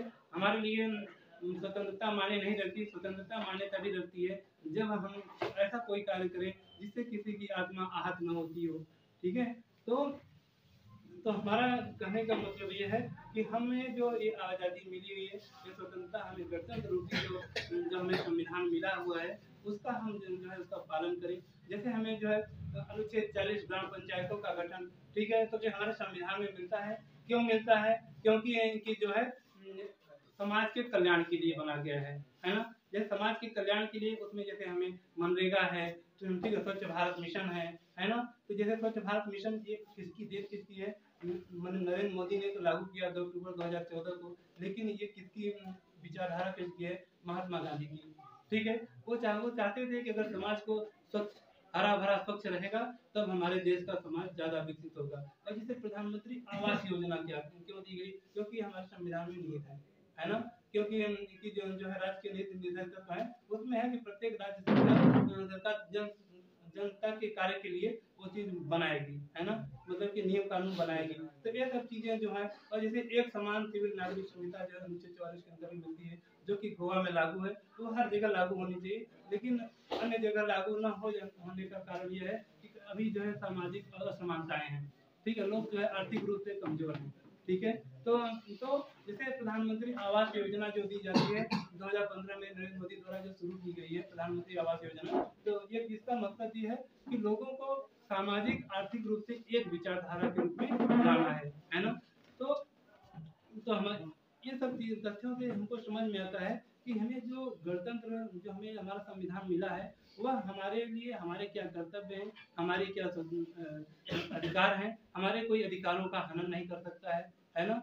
जो क्या कहते हैं कि हमारे जो मूल अधिकार पहले 7 थे, 6 बचे हैं। एक अनुच्छेद जो संपत्ति का अधिकार है, अनुच्छेद 330 में उसको जो है कन्वर्ट कर दिया गया है ना, तो उसको जो है हटा दिया गया है ना, क्योंकि वो कोई भी ले सकता है, ठीक है, किसी का संपत्ति जबरदस्ती छीन लेगा, ठीक है, लेगा कहेगा वो तो हमारा है, उसको कहेगा उसको संरक्षण दे हाई कोर्ट या सुप्रीम कोर्ट, ठीक है, क्योंकि उसका वो संपत्ति इसलिए हटा दिया गया कि जो विधिक रूप से जो होगा उसी का माना जाएगा, ठीक है। ये नहीं कि जबरदस्ती पहुंच जाओगे कि ये तो हमारा अधिकार कानून हो रहा है, हमारा संपत्ति लिया जा रहा है ना। जैसे सरकार को अधिग्रहण करना है, वो तो सुप्रीम कोर्ट में हमेशा खड़ा रहेगा कि जबरदस्ती दिया जा रहा है, लेकिन सरकार अधिग्रहण नहीं करती है, ठीक है। 2-4 लोग होंगे कि अन्य लोगों को देना पड़ेगा, ठीक है, उनके लिए उसका जो अनुदान मिलता है, जबरदस्ती तभी नहीं दिया जाएगा, जो एक विधिक अधिकार है उस चीज को आपको वैसा मिलेगा, ठीक है। तो कहने का मतलब यह है कि हम जो है गणतंत्र में जो हमें ये जो हमें नियम कानून जो मिला है उसके अनुसार हम पालन करें और अपने देश के प्रति, अपने राष्ट्र के प्रति समर्पित रहें। ऐसा कोई भी काम न करें कि जो किसी का नुकसान हो, ठीक है। किसी को हो सकता है कि बढ़ा दो, किसी को खींचने की कोशिश न करो, ठीक है। इसीलिए जो हमारा गणतंत्र मतलब गणतंत्र मतलब लोगों का शासन, लोकतंत्र में शासन, लोगों का शासन, ठीक है, हमारा शासन। इसमें जो है जो नेता या कुछ भी प्रधानमंत्री राष्ट्रपति जो बनाए जाते हैं वो सब लोगों के लिए काम करते हैं, क्योंकि यहाँ पर जो है राष्ट्रपति जो है वैसे नहीं होता, विधिक रूप से चुना जाता है, ठीक है। इसलिए जो हम लोग जो चुनते हैं, जैसे कहते हैं कि जैसे प्रधानमंत्री चुनते हो, मुख्यमंत्री चुनते हो, तो चुन करते तो हम ही लोग चुनते हैं, जो नहीं होता 5 साल बाद उनको हटा देते हैं। तो मतलब क्यों हटा देते हैं? क्योंकि वो लोक मंगल की भावना से, लोक कल्याण की भावना से कार्य नहीं करते हैं, ठीक है। लगता है कि वो काम नहीं कर पा रहे हैं तो उनको हम लोग क्या करते हैं, बाहर कर देते हैं, है ना। इसीलिए जो है हमें जो अपना शासन मिला है, हमें जो अपना गणतंत्र में जो हमारा संविधान है भीमराव अम्बेडकर जी ने दिया है, उसको जो है अच्छा से पालन करें और ऐसा कोई कार्य न करें कि जो हमें हमारे देश को नुकसान पहुंचाए, कभी उसकी गरिमा को ठेस पहुंचे, ठीक है। ऐसा कोई कार्य न करें, ठीक है। कभी भी गद्दारी न करें अपने देश के साथ, ठीक है। और अपने देश के साथ गद्दारी, किसी के साथ गद्दारी करेंगे वो अपने देश के साथ ही गद्दारी करना होता है, ठीक है। कोई जरूरी नहीं कि देश आप विदेश से मिल रहे हैं, तब भी जो भी विधिक रूप से है उसको जो है अच्छा से पालन कराएं, ठीक है। और उसको माने कि हमारा जो संविधान है, नियम है, तो गलत है अगर तो वो सब चीजें गलत है। इसलिए जो है ये कहने कि हम जो कर रहे हैं वो सही है, वो गलत कर रहे हैं, ठीक है। हम गलत कर रहे हैं तो वो चीज़ है, हमारे जो नियम के अनुसार जो हमें अधिकार दिए गए हैं उसके अनुसार हम जो है उसका पालन करते रहें। और कहते हैं कि और कुछ जो है हम लोग अब अपने जैसे अपने स्टूडेंट हो तो उसको कहते हैं कि असफलता एक चुनौती है, स्वीकार करो, कमी क्या रह गई देखो और सुधार करो, बिना किए कुछ जय जयकार नहीं होती, कोशिश करने वाले की कभी। सफलता उन्हीं को मिलती है जिनके सपनों में जान होती है, पंखों से कुछ नहीं होता, हौसलों से उड़ान होती है। इसलिए हमेशा जो है मस्त रहें, स्वस्थ रहें और अपने देश के प्रति और अपने कार्य के प्रति सजग रहें। धन्यवाद।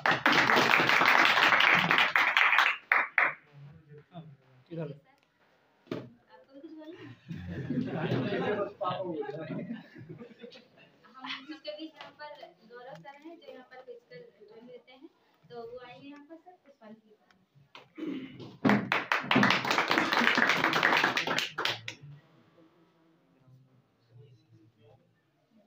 और यहाँ आपके बीच आलम शुक्ला सर है, आप लोग काफी अच्छे तरीके से जानते हैं, बहुत ही अच्छे गाते हैं ये और मजबूत स्तंभ में कोचिंग है, ये भी आइए कुछ फल की।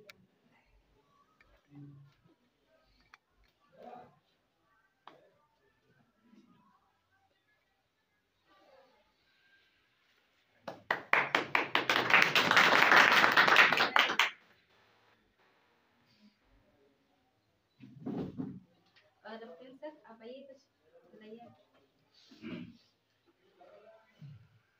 नमस्कार। सबसे पहले तो आप लोगों को हार्दिक शुभकामनाएं।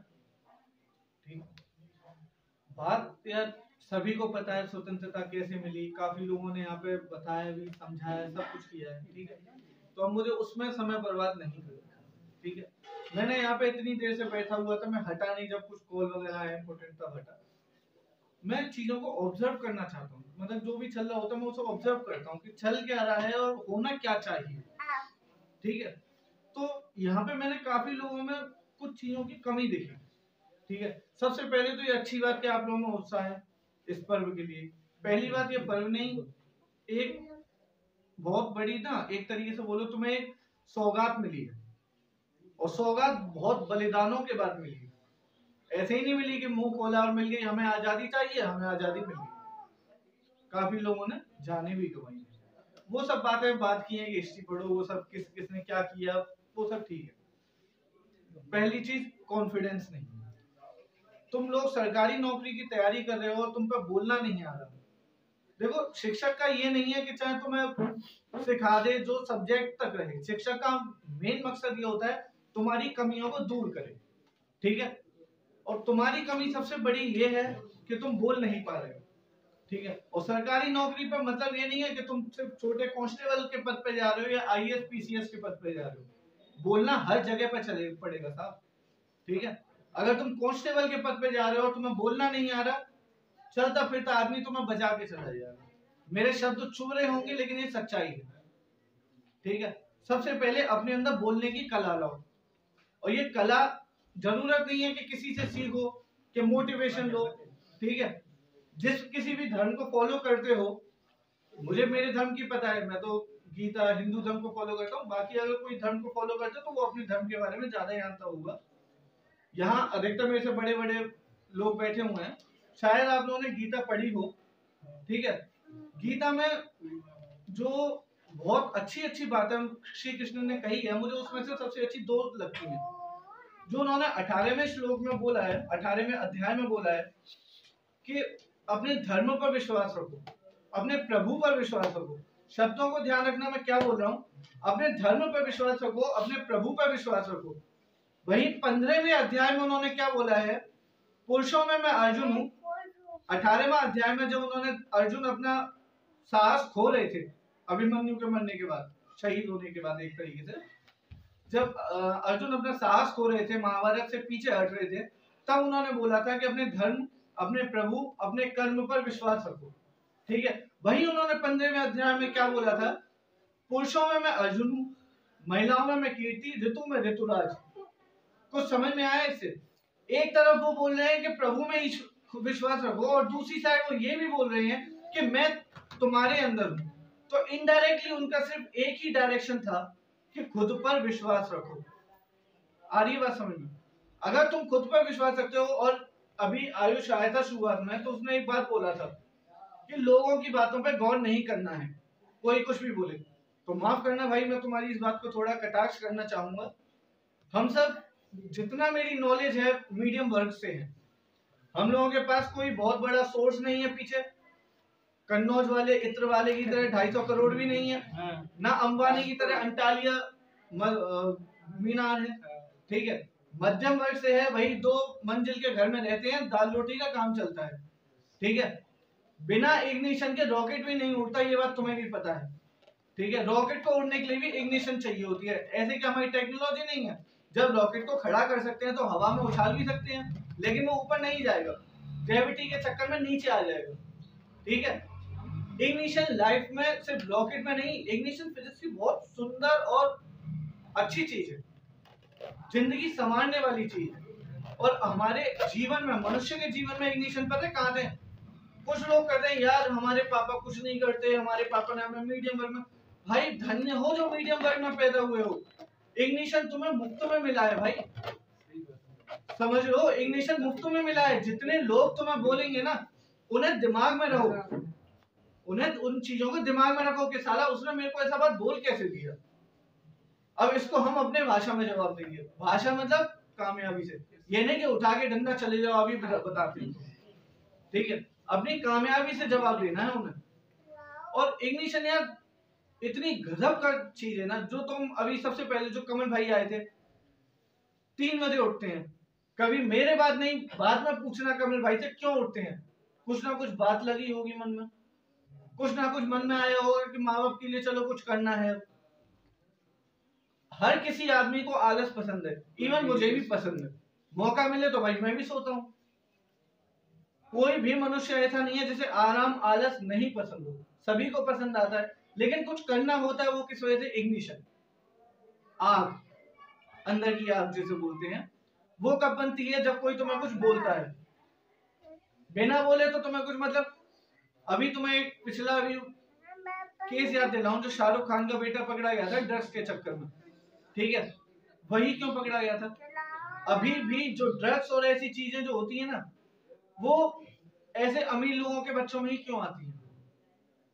क्योंकि उनमें इग्निशन की कमी है, समझ रहे हो? उनके घर वालों के सामने उन्हें किसी ने मतलब सुनाया नहीं, किसी ने उन्हें दिखाया नहीं कि तुम्हें किस चीज की जरूरत है। उन्हें चाहिए साहब हमें 1.5 लाख का फोन चाहिए, पापा से बोला 1.5 लाख का फोन मिल गया।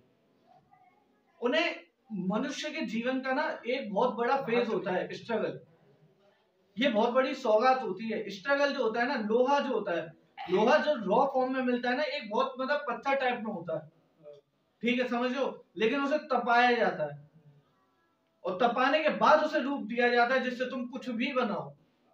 तपना तो जरूरी है ना, जरूरी है या नहीं है? तो भाई जाहिर सी बात है इंसानी जीवन में तपना जरूरी है।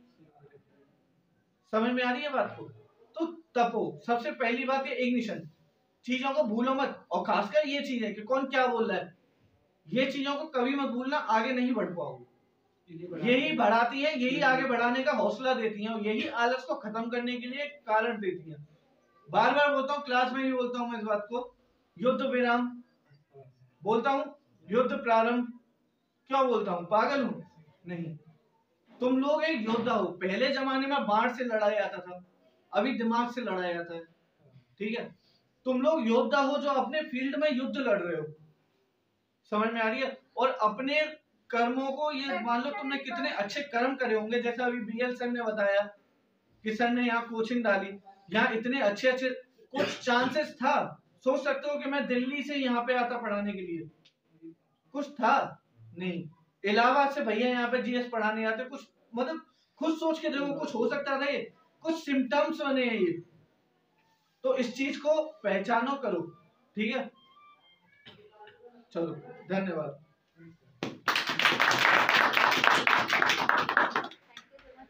यहाँ हमारे सबके बीच में सुनकर आइए, आप कुछ बताइए।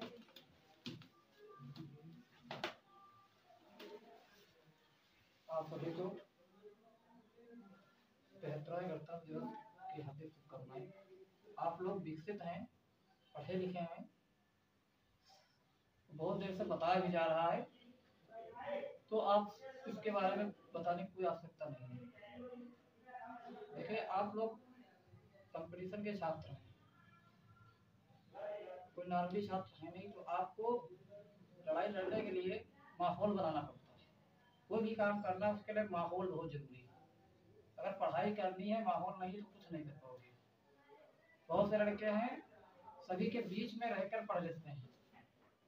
हमने जब इंटर किया है तो छात्रावास में रह के किया है। मतलब जो सुबह 4 बजे उठते थे, सब लेकर के अपनी जो है, कोई कटोरिया बजा रहा, कुछ बजा रहा। हम कैसे पढ़े हैं? सुबह उठे, जब तक वो बच्चे उठते उठते तब तक हम लोग पढ़ रहते थे। अब जो उठते थे तब हम सोते थे।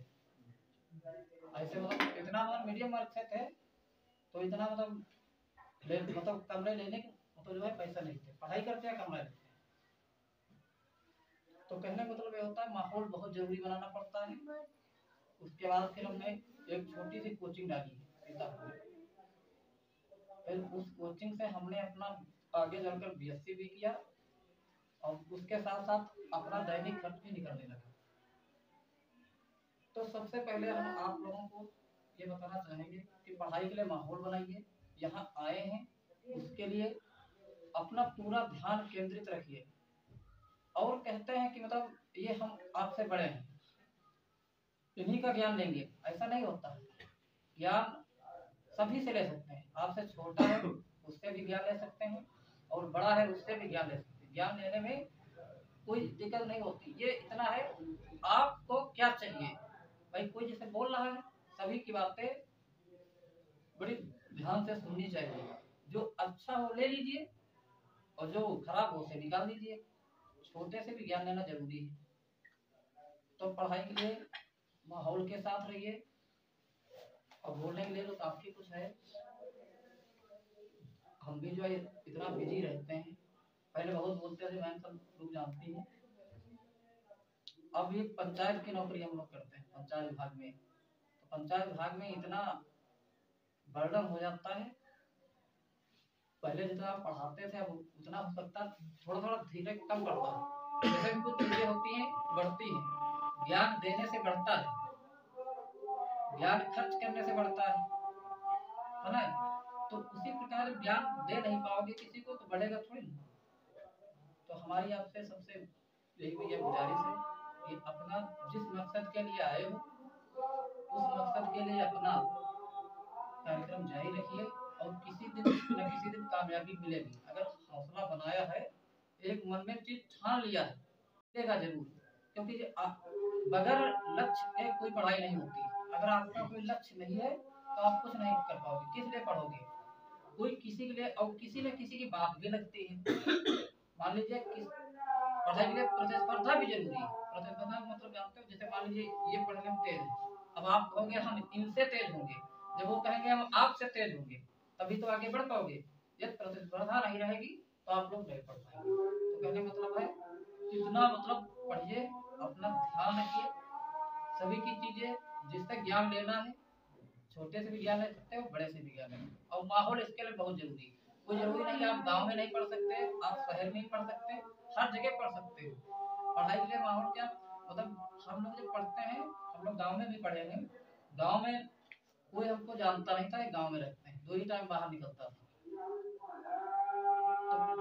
तो ये है। और कभी मैंने कोचिंग नहीं की, बीएससी तक मैं से बीएससी किया, इंग्लिश एमए किया है। कभी कोचिंग किसी चीज की नहीं की। सिर्फ फर्स्ट ईयर में एक बार हमने जीआईसी में कोचिंग करनी पड़ी। सर जी उसमें जानते हो क्या था, कहते थे पढ़ोगे नहीं फर्स्ट ईयर में फेल कर देंगे। तो इस चक्कर में मजबूरी में 2-4 महीने पढ़नी पड़ी। हम सिर्फ डिपेंडेंस है, हमेशा पढ़े, कई बुकें लेकर पढ़े, कोई जरूरी नहीं एक ही बुक। भाई मास्टरमैन विद्या बहुत सी किताबें आती थी, तो सभी किताबें लेकर के पढ़ो, कहीं ना कहीं साल पूरा मिल जाएगा। इसी के साथ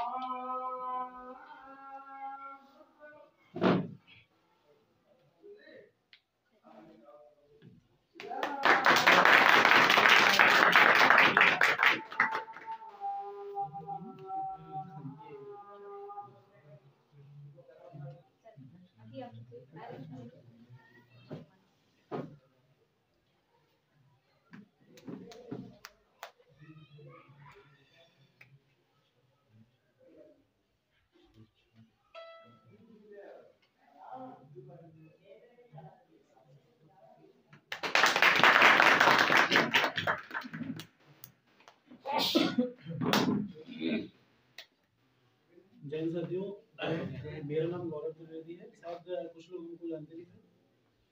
मैं यहाँ पे सैनिक फिजिकल पॉइंट एकेडमी चला रहा हूँ, जिसमें बच्चों को फिजिकली ट्रेन करता है। फिजिकली आप कुछ भी जरूरत कर सकते हैं।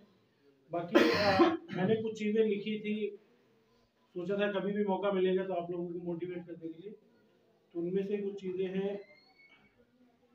मैंने लिखा था कि जज्बे से मंजिल को पाना, लक्ष्य भेदना जज्बा है।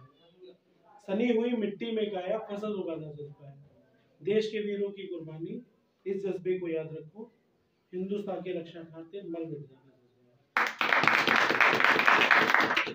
और जो एक चीज लिखी थी मैंने कि सभी लोग ध्यान से सुनिएगा, काफी आपको मोटिवेट करेंगे कि कि है जलजला कुछ आंधियों का शाम तक ठहरा मिलेगा, है जलजला कुछ आंधियों का शाम तक ठहरा मिलेगा, कर्म का प्रतिफल हमेशा कर्म पर मिलता रहेगा। सो गया हो जो स्वयं भी वक्त के पहले मुसाफिर, तू स्वयं भी आजा शंभू फिर भी सोता ही मिलेगा। मतलब भगवान भोलेनाथ की आदत के घर वाले मार मार के जगाते, मम्मी को उठाते, उठते नहीं है, तो शंभू भी आ जाना फिर भी सोते ही मिलेंगे। आगे लिखा है, कर्म के अनुसार सब कुछ वक्त भी तब साथ देगा, है रचित सब तेरे द्वारा भाग्य भी तब साथ देगा। वक्त से पहले किसी को वक्त भी जब दे न पाया, तुम स्वयं कुछ करके देखो कर्म का प्रतिफल मिलेगा।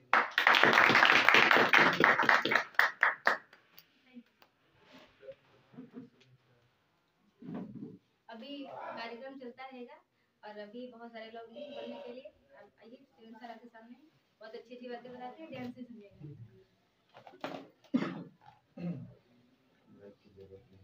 अच्छा ठीक है, ऐसे ही सभी यहाँ पर उपस्थित सभी लोगों को हमारी तरफ से गणतंत्र दिवस की हार्दिक शुभकामनाएं। बाकी आज गणतंत्र दिवस मनाएंगे, सब देश के बारे में कोई नहीं सोचता है कि क्या हो रहा है, गंदगी फैलाएंगे, जहाँ जहाँ कूड़ा फेंकेंगे, पास पड़ोस में लड़ाई झगड़ा सब चलता रहेगा, तब देश प्रेम नहीं याद रहता है। मैं थोड़ा कटु भी बोलता हूँ, किसी को अगर बुरा लगे, लेकिन मैं कोई जातिवाद की टिप्पणी या कुछ नहीं करता हूँ। मेरा खुला, मैं ओपन माइंड का हूँ, मेरी बातें भी सब ओपन ही रहती हैं। कैजुअली मिलते हैं, सभी से बातचीत करते हैं, आज हैं कल चले जाएंगे, जो पीछे कारवां रहेगा वही रहता है कि हम कैसे थे। तो सभी से यही रहता है कि आपस में थोड़ा हित प्रेम बनाए रखेंगे। देखिए, जो होता है कि कंपटीशन है, कंपटीशन का ये मतलब नहीं किसी को क्षति पहुंचा के हम सफल हो जाएंगे। पहला होता है कि हम, अब जैसे हम हो गए तो ये कभी मैंने बहुत लोगों को देखा है कि जैसे सिलेक्शन हो गया तो ऐसा लगा कि हम वो सिलेक्शन पा गए, अगर कोई कुछ पूछता है तो बात नहीं करते, दोस्तों से संपर्क टूट जाता है, साथ में जो कोचिंग करते हैं उनसे नहीं बात होती, रिश्तेदार नातेदार सब कटने लगते हैं। तो वो कटने इस लगते हैं कि वो सोचते हैं कि हम ही हैं और कोई नहीं हमारे आगे। तो कभी आप भी जैसे ऊंचे ओहदे पे पहुंच जाए, आपके माता पिता हैं या परिवार के हैं, कुछ मेरे रिलेशन में कुछ गरीब भी होते हैं, कुछ अमीर भी होते हैं, लेकिन जो आपका तालमेल है सबसे बराबर रहना चाहिए। ये नहीं कि घमंड में ही चूर है, लेगा वो आपसे कुछ मांगने नहीं आएगा, रोटी वो 2 वक्त की रोटी अपने आप ही जुटाता है, अपने आप ही खाता है। बस ये है कि आप ऊंचे होते हैं, बस बताता है कि हमारा भैया जो है, हमारे चाचा का लड़का उस पद पे है, ठीक, वो रुतबा नहीं, वो आपकी ही बड़ाई करता है। तो हमारा ये रहता है कि आप मेहनत करें, आपस में आप सब लोग यहाँ रहते हैं, परिवार की तरह रहें। कभी भी ये बाहर ना निकल के है कि वहाँ कोचिंग के बच्चे रहते हैं, बड़ा हुड़दंग करते हैं, मोहल्ला परेशान हो जाए, ऐसा आप यहाँ रहे तो याद करें कि आप कभी यहाँ पे थे, कि नाम हुआ आपका कि फला लड़का था, बहुत अच्छा उसका प्रेम था, पढ़ने में बहुत अच्छा था, आज फले जगह उसका सिलेक्शन हो गया, अरे आएगा तो एक बार मुलाकात हो जाए तो अच्छा लगेगा, ठीक। बाकी देखिए, आप तैयारी के लिए, तैयारी के साथ कुछ टेक्निकल नॉलेज भी रखिए, ठीक। जैसे आपने मूवी देखी है 3 इडियट्स वाली मूवी, उसमें क्या आमिर खान बहुत अच्छी बातें बताता है, टेक्निकल बातें बताता है कि जैसे दिमाग को हर समय कुछ ना कुछ किया रहता है, कुछ ऐसे इंजीनियरिंग की कुछ ना नॉलेज कभी ना कभी काम आएगी। एक क्वेश्चन आया था यूपीपी में, वो नमक का सूत्र पूछ लिया, शुरुआत में जब एग्जाम हुआ था तो नमक का सूत्र, और नमक डेली सब लोग खाते हैं, कंफ्यूजन में छोटा बड़ा करके लिख दिया, और डेली वही चीज खाते हैं, उसका सूत्र नहीं, वो लोगों ने गलत कर दिया। छोटे छोटे क्वेश्चन आते हैं, तो सब चीजें जो हम लोग पढ़ते हैं, बाहर का वातावरण, राजनीतिक हलचलें हो जाती है, डेली जो भी चीजें होती है वही सब पेपर में ही आता है आपके। अभी जैसे चुनाव का मुद्दा होगा, वो चीजें आएंगी। देखिए, जो पुराना है वो पुराना उठाएंगे, फिर थोड़ा नया उठा लेंगे। तैयारी में देखिए, अगर आप 1 साल के अंदर, हमारा मानना ये है, जैसे हम किसी को ज्यादा मोटिवेट इसलिए नहीं करते क्योंकि 1-2 बार हमको जैसे कमेंट मिला तो हम ज्यादा नहीं करते, कोई बहुत क्लोज है उसको बताते हैं। भाई जैसे कोई लड़का आ गया और लंबाई देखी हमने तो उसको यही कहते हैं कि आप बढ़िया आदमी, तैयारी करो, आपका फिजिकल अगर निकल गया तो ईश्वर की कृपा रही, और ईश्वर की कृपा नहीं होती है। देखिए, भगवान कहते हैं ना, अच्छे अच्छे जो भी महात्मा है उनको नहीं पता है कि भगवान का अर्थ क्या होता है। हम बैठते हैं, दुकान है हमारी, हम कहते हैं हम आपको जो अभी आप जैसे है 1-2 रुपए जो तो हम दे देते, लेकिन कोई ज्यादा भभूति होती लगा बस हम कहते हैं आप भगवान का अर्थ हमको बता दीजिए, हम आपको अपनी स्वेच्छा अनुसार दे देंगे। कहीं 151 दे दो, हमने कहा तब देंगे जब भगवान का अर्थ आप बता देंगे। तो भगवान जब उनको अर्थ ही नहीं पता तो क्या बताएंगे। भगवान का मतलब है भा गा वा ना, जो 5 तत्वों से शरीर हमारा बना है वही भगवान है। ईश्वर कभी नहीं आता मदद करने। ईश्वर के रूप में आपको जैसे गुरु मिल गया, गुरु को ईश्वर तल नहीं माना गया है, इसीलिए माना गया है कि भगवान कभी नहीं आएंगे। आपके अंदर जब जोश जगेगा, जज्बा जगेगा, तभी आप आगे बढ़ेंगे। आपको यहाँ कोचिंग में पढ़ाया गया, आप घर पे जाके पढ़ेंगे, यहाँ रहेंगे।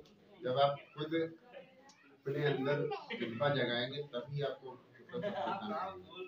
अब जैसे बिस्लेरी बोतल आती है, पानी की बोतल आती है, उसका किस्सा ये है, उसने कहा अब कुछ नहीं, हम क्या करेंगे, हम पानी जो है पैक करके बेचेंगे। अजीब पागल है, पानी तो फ्री में मिल जाता, खरीदेगा कौन। अब आप देखिए देश की नंबर 1 कंपनी विदेशों में भी उसका व्यापार है, तो उसके अंदर जज्बा था, उसने कहा हम पानी बेचेंगे, गांव के थे वो बचेंगे। जैसे आप हैं, आप पढ़े लिखे हैं, गांव में बैठते हैं, आपने कहा आज हम आइए, हम टाई लगाते हैं, टाई हम लगाते हैं, तो इससे पड़ोस के दुकानदार हैं, हंसते हैं। हमने कहा आप हंसिए। कल हमने टाई लगाई और टाई का देखिए, टाई लगाई, हमारा बिजनेस बहुत अच्छा गया। जो भी है बस टाई लगा, जिससे हम काम करें, हो सकता है ज्यादा नॉलेज इसको। तो हमारी दुकान में राम हमने बताया, जो हमारे फ्रेंड है उनने हमने शेयर किया। देखिए बिजनेस का सीक्रेट और पढ़ाई का सीक्रेट किसी को बताना नहीं चाहिए। अगर आप बताएंगे तो आप चूकेंगे। ठीक, अभी जैसे पेपर होता है, एग्जाम का पेपर होता है, टीटी का पेपर, जैसे किसी ने गेस कर दिया कि ये आएगा, कल लीक हो गया पेपर, तो पेपर थोड़ी लीक होता है।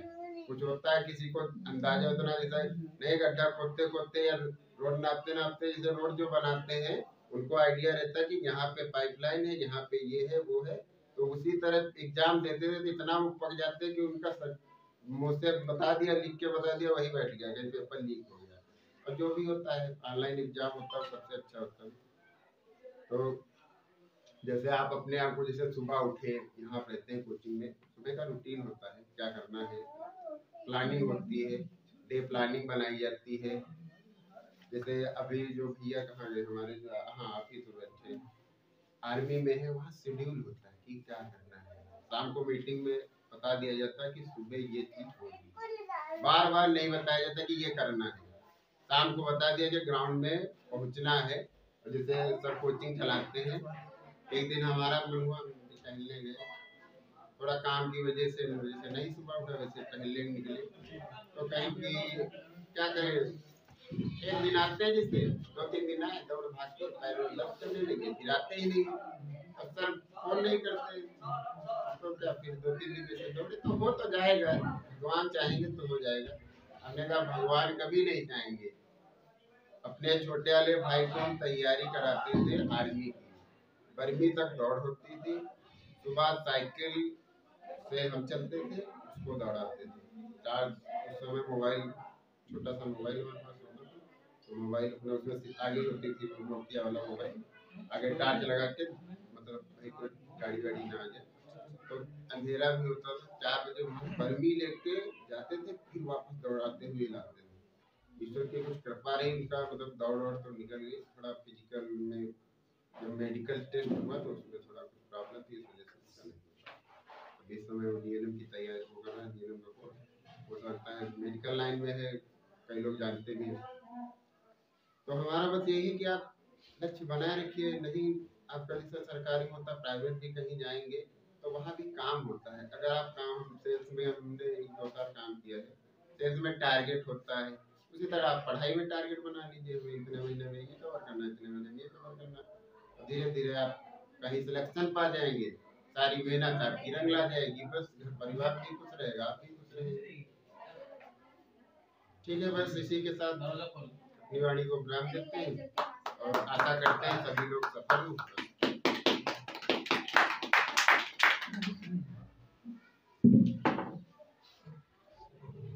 नमस्कार मित्रों, मैं श्याम मनोहर शुक्ला।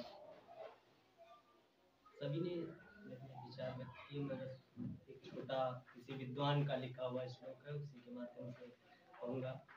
राज्ञा राज्यम पूज्यते विद्वानम सर्वत्र पूज्यते।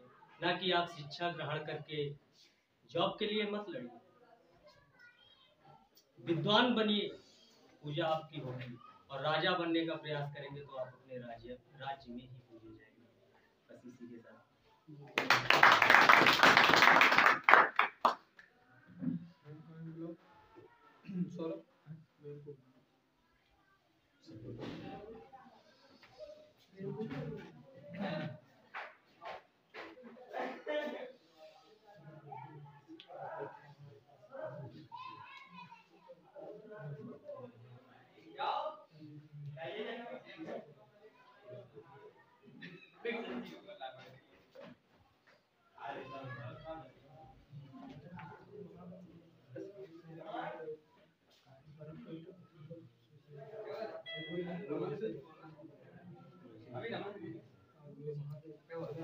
आप और मैम रह गए। हाँ हाँ नहीं, अभी रमन सर जी, रमन आएंगे तो सर रमन बात करेंगे। तो भाई सब लोग बोल चुके, सूरज कुछ बताया, बात की हैं? सबसे पहले आप ये नए हैं आप लोगों के लिए, लेकिन आप लोगों से पुरानी पहचान हमारी है। 2011 में 11 में साथ में, और यात्रा भी बहुत दिन करे हैं। भैया हमारे साथ अच्छा सेवन, हाँ सेवन क्लास हमारे चेंज थे, लेकिन क्लास एक ही था, सेक्शन बदला सेक्शन। और इस समय मिस्त्री में बहुत अच्छा सहयोग कर रहे हैं। यहाँ पर जब कोचिंग खुली थी सर, तो वहाँ हम गए थे रोहतक में, करण साहब आर्मी वाले, वो पूरी टाइम लेके आए थे। तो उस समय मोनिका यादव लड़की पढ़ती थी हमारे वहाँ, तो उनके रिलेटिव थे, उन्होंने कहा कि कोचिंग ओपन करना है, तो फिर बच्चों को लेके गए थे। कुछ लोग गए होंगे यहाँ, शायद पुराने थे लोग गए थे। और इसमें फिजिकल सिखा रहे हैं बच्चों को, यहाँ जैसे कि थ्योरी दे रहे हैं, प्रैक्टिकल दे रहे हैं। इतना अच्छा माहौल मिस्त्री में है, अगर बच्चा लग जाए तो कहीं से भी चूकेगा। शुरुआत करते हैं अपनी कोचिंग से। सर बोल चुके हैं, चलिए स्टार्ट करते हैं। कोचिंग को चलाने वाला, कोचिंग को हमेशा संभालने वाला यदि कोई है तो खनवापुर, ये सत्य है। हाँ ये सत्य है। हाँ कोचिंग को अगर जब भी हमारी कोचिंग में कोई डिसबैलेंस कुछ हुआ है, और कोचिंग में यदि कहीं कोई आपत्ति आई है या कोई दिक्कत है, तो अगर कोई सामने आया तो खनवापुर है। और ग्राउंड पे भी है, अच्छा ग्राउंड पे भी खनवापुर के बच्चे अव्वल रहते हैं। तो इसका मतलब है कि एक दिन खनवापुर नाम करेगा, बहुत बड़ा नाम है सर अभी से। हाँ हाँ, तो मतलब एज ए फिजिकल में बता रहा हूँ कि कबड्डी की टीम चैंपियन है, वॉलीबॉल की टीम चैंपियन है, एथलेटिक्स में चैंपियन है खनवापुर। बाकी हमको फिर इसे मतलब पढ़ाई में नहीं पता है, बाकी सब में अव्वल। पढ़ाई में भी बहुत अच्छा है, वहाँ पे तो अव्वल रहते हैं ग्राउंड पे। पढ़ाई में अच्छा, अभी इसका जीडी में हो जाएगा, नंबर बहुत अच्छे हो गया। मान लीजिए कि हमने तो निकाल दिया इसको, कोचिंग से निकाल दिया है। सर खनवापुर का एक लड़का है, आप लोगों की जानकारी में होगा आलोक। अभी सर हमारे ग्राउंड पे तैयारी कर रहा है, उसने ओवरऑल यूनिवर्सिटी में 400 मीटर में फर्स्ट प्लेस मारी है, पूरी यूनिवर्सिटी में। बहुत बढ़िया, यूनिवर्सिटी में फर्स्ट प्लेस मारना बड़ी बात होती है। हाँ वो भी कानपुर में, क्योंकि सर यूनिवर्सिटी में सारे स्कूल उसमें महाविद्यालय जुड़े हुए हैं, उसमें से बेस्ट ऑफ बेस्ट भेजे जाते हैं अपने बच्चे, उसमें बेस्ट जो हुआ वो आपका हुआ, मतलब आपके मिश्रित क्षेत्र का, आपके ग्राउंड का, आपके गांव का। टाइमिंग सर 400 मीटर की 51.3 सेकंड, सिर्फ जी 51.3 सेकंड, मिनट में नहीं। बहुत बढ़िया किया है, बहुत बड़ी टाइमिंग। हमारे पास होगा अभी रोज बता दें, समझ पा रहा होगा कितनी टाइमिंग है। जी सर, इसमें बच्चे ही मोटिवेट करते हैं। हाँ हाँ, और डिमोटिवेट करने वाले को 50 मिलेंगे, सैकड़ों मिल जाएंगे, लेकिन मोटिवेट सिर्फ एक होगा। सिर्फ एक होगा आपको मोटिवेट करना। आपको कोचिंग लाने वाले सिर्फ 1 या 2 बंदे होंगे, और चौराहे पर खड़े होके समोसे खाना, बतासे करना, गप्पे मारने वाले तुमको 50 मिल जाएंगे। तुमको सिगरेट पिलाने वाले तुमको 100 मिलेंगे, छुड़ाने वाला शायद एक होगा जो कहेगा छोड़े इसमें रखा कुछ नहीं है। ये हकीकत है। नहीं आप बिल्कुल सही कह रहे हैं। जब से तेजपाल सर चले गए थे कुछ कमी आ गई थी, लेकिन जब से सर आए हैं तब से वो भी कमी पूरी हो गई। हाँ अभी जीएस तो इतना अच्छा कि आप अगर 100 क्वेश्चन पढ़े हैं जीएस से इनके, कोई भी पेपर देने जाओ तो 15 से 20 के बीच में करके आओ अगर पढ़े हो तो। नहीं सर, अपनी कोचिंग मान के संदीप सर हैं, बहुत ज्यादा जो है कि एकदम कंप्यूटर साइंस पढ़ाने आए थे, अभी तक पढ़ाने लगे सब। सर मैं जब तैयारी कर रहा था 2012-13 में उत्तर प्रदेश पुलिस की सीतापुर ज्ञान कोचिंग एक नई आई थी, तो मैं पढ़ने गया था, तो उस समय वहाँ पे करंट अफेयर्स मैंने पढ़ा पूरी क्लासेस और टोटल 7 क्वेश्चन आए थे करंट 100 में, जो 2 पेपर हुए थे ना प्री और मेंस उत्तर प्रदेश के, और मेरे उसमें तो 100 क्वेश्चन से 7 क्वेश्चन मेरे ही थे। तो कोचिंग वाले भी कह रहे थे कि तुमने 100 पता नहीं कैसे बनाए कि उसमें से ही आ जाए।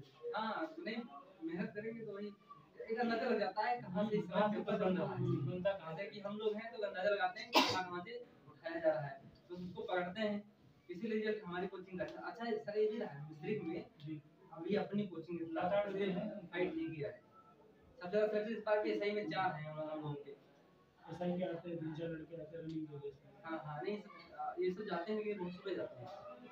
हाँ जाते हैं, बहुत सुबह जाते हैं। तो इस बार भी 4 हैं, 4 में से मुझे लग रहा है इसको बोल दिया तो 4 सेलेक्ट होंगे।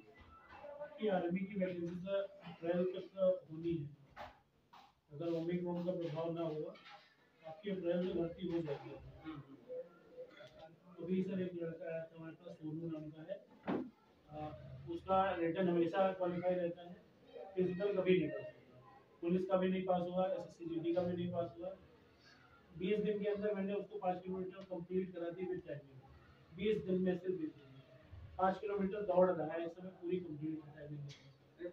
तो फिजिकल निकलेगा 100% निकलेगा। तो बोल रहा है कि सर मेरा 20 दिन के अंदर फिजिकल तैयार हुआ है, ये सब इसी ग्राउंड की वजह से। छोटा वाला बच्चा बड़ा हाँ समझ उस दिन जो राउंड में हाँ नहीं अभी सब सारे बच्चे आएंगे, इनका बिजनेस हो गया रिटर्न, ये सब आएंगे तो टाइमिंग को लेकर दिक्कत थी हम लोग हमारे यहाँ, टाइमिंग सेट होने वाली है तब आएंगे बढ़िया है। तो हाँ विषय बात कर रहे थे, जब अपनी कोचिंग खोली तो उस समय क्या हुआ कि जो वहाँ पर एक गेस्ट हाउस है मेहंदे चौराहे पर, कौन सा है मेहंदे चौराहे पे कलावती, हाँ वहाँ पर अपनी कलावती है, तो वहाँ कोचिंग स्टार्ट करे तो सर वहाँ पर छप्पर वगैरह पड़े हुए थे 2014 हाँ 2014 में, तो सोचा कि चलो यहाँ पर पढ़ाया जाए। अच्छा पढ़ाने का एक सिर्फ उद्देश्य था कि बैठ के हम लोग अपनी तैयारी करेंगे, जज्बात सर थे, हम थे 2 लोग थे, तो वहाँ पर फिर खानापुर से ही आए, वो देवेंद्र आया था पहले, देवेंद्र आए तो इसके पहले कोचिंग पढ़ा चुके थे वहाँ पर विवेकानंद, वो फ्री ऑफ कॉस्ट थी, कोई पैसा नहीं था उसका, वहाँ कोचिंग शुरू से पढ़ाने जाते थे, लेकिन हम पहले पढ़ा के छोड़ चुके थे। अच्छा हमारा उस समय पर विकासमान में ऑपरेटर के पद पर हो गया था संविदा पर, तो जब वहाँ पहुँचे तो जब लखनऊ में रह रहे थे तो वहाँ के सुरेंद्र मोहन हमारे मित्र थे, वो आईपीएस आए तो मिलने आए थे, तो उस समय शिल्पी सिंह आ गई थी वहाँ, एक समाज क्रांतिकारी, उन्होंने 2-3 बातें हमें बोल दी, इसलिए बोल दी क्योंकि कंप्यूटर रूम में किसी को एंट्री नहीं होती है, और अच्छा वो हमारे दोस्त थे, जब दोस्त थे तो बैंक बुलाएंगे तो हमारी जिम्मेदारी बनती है, तो बोले कि आप इनको कैसे बैठा लिए, भाई नई आई थी ट्रेनिंग हुई थी तो बहुत टाइट होके उन्होंने बोला, तो उन्होंने अपना आई कार्ड दिखाया, वो आईपीएस हैं और पीसीएस हैं, तो सर करने लगी, फिर चैम्बर में ले गई, काफी हुआ, लेकिन तो हमें लगा कि ये जगह ठीक नहीं है, सम्मान के लायक नहीं है, बीएड हमारा कंप्लीट हो चुका था, संकल्प कोचिंग में हम रहे काफी दिन, तो वहाँ पर उनके आशीर्वाद से वहाँ पर सेवा भी करे, और तो हमें लग रहा था कि हम जो बीएड करें तो शिक्षक ही बनना है, छोड़ के वहाँ से चले आए, कोचिंग यहाँ पर ओपन करने का प्लान हुआ, अब देवेंद्र आए, अनिल आए, कई लोग आए, रोहित आए, तो कोचिंग धीरे धीरे रूप ले रही थी कंपटीशन का, भाई पढ़ाना स्टार्ट कर दिए, और उसी दौरान रोहित का उसमें निकल गया प्री पेपर, 2 पेपर हुए थे उसमें, प्री और मेंस हुए थे यूपी में, रोहित का सिलेक्शन हो गया, रोहित के बाद फिर और एक सिलेक्शन हुआ, आरती लड़की आती थी हमारे वहाँ, उसका भी हो गया, फिर वो कोचिंग हमने बंद कर दी, अपनी सीजीटी आ गया था हमारा, तो हम लोगों ने कोचिंग बंद कर दी, स्टार्ट कर दिया पढ़ाने के लिए, फिर ये आपके गाँव वाले ही खानापुर के सब आए, कहीं सर हम पढ़ेंगे आपसे ही, कहीं और में जाना नहीं है, तब तक इलियास को पकड़ के लाए, एक दो लड़के और आए उनको पकड़ के, जो फ्री का हो गया था, एक उतार पाल लड़का था, हमको लेके आए, हमें घर पर पढ़े, घर पर ही पढ़ाए वहाँ पर। फिर घर से सिलेक्शन हो गया तीन उनका, दोनों का, एक इलियास का हुआ और रोहित का हुआ। उसी दौरान फिर अनिल का भी वैकेंसी आ गई, अनिल का भी घर से सिलेक्शन हो गया। फिर अब यहाँ से बच्चे पढ़ रहे थे, घर पर हमारे जगह थी नहीं, तो यहाँ से वहाँ ले गए कोचिंग। जैसा आज कोचिंग का सिस्टम है वर्तमान में कि भाई हमें ना दो, कोचिंग तुम संभालो, टीचर को तुम संभालो, वही तब था। जैसे आज अगर देखा जाए तो 1 रुपए का हिसाब किसके पास है? रमन बात है। मतलब हमारे पास ये भी नहीं पता है कि हिसाब कितना कोचिंग का रखना है। हमें ये देखना है कि कितना रुपए की सबको देना है, कितना रुपए किराया देना है, कितना रुपए कहाँ देना है। बस टाइम पैसा हमारे पास आ रहा है, हम तुमको दे रहे हैं। अभी ऐसे आयुष की फीस आई थी, तो आयुष का फीस कहाँ गया, कितना गया, हमें नहीं पता है। मतलब ज्यादा पता ही नहीं है वो फीस कहाँ है। आज का प्रोग्राम, सीट का प्रोग्राम, मकान का प्रोग्राम सब रमन के पास। ये तब भी माहौल था, आज भी माहौल है। अच्छा, ये धीरे धीरे चलता रहा। फिर वहाँ कोचिंग पढ़ाए और खनवापुर के ही हवाले थी पूरी कोचिंग, जैसे आज है वैसे तब भी थी। फिर बच्चे और बढ़े, फिर इतने बच्चे बढ़े कि शायद मिस्त्री में किसी कोचिंग में पास थे नहीं। तब उस समय इतनी भीड़ थी हमारे पास कि लोग खिड़की से झाँकते थे और साइकिल पर बैठ के पढ़ते थे। कोई बाहर, कोई बैठ करता था। 3 बैच चलते थे। अब तीनों बैच में कोई खिड़की से झाँक रहा है, कोई खड़े खड़े पढ़ रहा है। यही माहौल था। ये जैसे आपको ये चौराहा है जो बस्ती की तरफ तिराहा पड़ता है, ये थोड़ा आगे बढ़ेंगे तो वहाँ भी एक दीवार में लिखा हुआ है, उस कमरे में तालाब के सामने, ये वहाँ पर चल रही थी। फिर उसके बाद कोचिंग थोड़ा और बड़ा रूप ले रही थी। फिर वो जो इस समय जिला पंचायत है, संतोष का काम था, हाँ संतोष का, उनके वहाँ गए। उनके पिताजी सॉरी उनके जो बड़े भाई हैं शिक्षा मित्र थे, वो भी पढ़ने आते थे। उनकी लड़की थी, वो सुसाइड ने कर दिया था, वेदिका, वो भी पढ़ने आती थी। तो उन्होंने बहुत आग्रह किया कि हमारे वहाँ पढ़ाओ, यहाँ हम दिक्कत होती है हमें खड़े होने में, बैठने में। तो वहाँ लेके गए, वहाँ पर भी चला। उस समय भी जो कोचिंग का माहौल था, लेन देन का, वो भी आप गांव के पास ही था। उस समय भी आपके गांव के ही पास था। हम जो सब होता है शिक्षक नेपथ्य के समान है, तब पहले के पीछे वाला वही हाल हमारा तब भी था और आज भी है। आप लोग देखते हो कि हम भले क्लास ना ले या 3 दिन ले, लेकिन मेहनत रखते हैं कि आपको लेना है, या कौन आ रहा है कौन नहीं आ रहा है, कौन बच्चा यहाँ सो रहा है, कौन बच्चा कोचिंग काहे नहीं गया। हमारे पास ये काम रहता है कि घर में फोन करना 4 बार। जैसे आपको रमन से रहता तो आपका फोन करके मतलब नहीं बनता है। उन्हें पूछो कि दिन में 4 बार जाता है, कहाँ हो, तो लड़के कहते थे कह जा सो रहे हैं गुरुजी, बताते ना कि सो रहे हैं, या कहते हैं नहीं गुरुजी मांगे है नहीं, गुरुजी से कहते कि हम है नहीं। हमने पिताजी कहते भैया का काम है तो ये आदमी नहीं होता है। तो हमारा अक्सर यही काम है कि बच्चे को मोटिवेट करना। यहाँ पर जल्दी में क्यों सो गए, देर तक क्यों सो रहे हो, रात में उसके नीचे बिस्तर हो रहा है तो खाना क्यों नहीं बना, लड़ाई झगड़ा क्यों, पढ़ाई क्यों नहीं हो रही। तो ये सब टोका टाकी होती रहती है हमारी। पढ़ाते तो आप लोग हैं, मतलब आप लोग ज्ञान तो आप लोग दे रहे हैं। हमारा काम ये है इनको टाइम से तैयार करना, आज भी वही काम है। फिर क्या हुआ, वहाँ और बहुत सारे बच्चों ने सिलेक्शन दिया, तो लगा कि कोचिंग अब चलानी चाहिए। शायद मिस्री में बहुत ज्यादा अभी तक कोई ऐसी कोचिंग नहीं हुई है जिसने अपनी कोचिंग के बराबर सिलेक्शन दिया, क्योंकि हम लोग जी जान लगा देते हैं सिलेक्शन देने में। हमारी कोचिंग के साथ में जेनित कोचिंग चलती थी यहाँ पर, याद होगा किसी को? जेनित जैसे ही बंद हुई वैसे हमने खोल दी थी। और आज भी सर जितनी मिस्री में कोचिंगें हैं, वो या तो अपनी कोचिंग से पढ़ा के ले रहा है या तो पढ़ के ले रहा है, वही चला रहा है जितनी कोचिंगें हैं आज भी। अच्छा, उसमें हमें कोई दोष नहीं होता है, कोई कहीं पढ़ाई हो अपना बिजनेस कर रहा है, लेकिन हमारा पढ़ाने का शौक है। अगर सर पढ़ाने का शौक नहीं होता तो आज अगर हम रियल बात बताएं तो आज की डेट में हमारा 1 महीने में 420 रुपए बचता है। 420 रुपए जो आज की डेट के हिसाब से 1 महीने में कौन पढ़ा पाएगा। और अभी तक जो आवासीय कोचिंग थी, जब उसमें 6 लोग थे, तो उस महीने में कितना हमारा बच रहा था, ये बताओ भैया, याद है? जब आप लोग थे यहाँ पर 6-7 लोग, तो जब फीस जमा हुई थी तो हमारा 1 महीने कितना रुपया बच रहा था? 800-900 रुपए उस समय बच रहा था। तो कुल मिला के हमें पढ़ाने का शौक है कि हम पढ़ाते रहेंगे। अच्छा, उस दौरान फिर आवासीय कोचिंग का रूप ले लिया गया। तो कुछ हमारे टीचरों के बीच में लेन-देन को लेके भ्रांतियां हुई और हम पर एक इल्जाम मिल गया कि सर ने पैसा मार लिया, चोरी कर ली है, हमें पैसा नहीं दिया। तो कोचिंग टूट गई।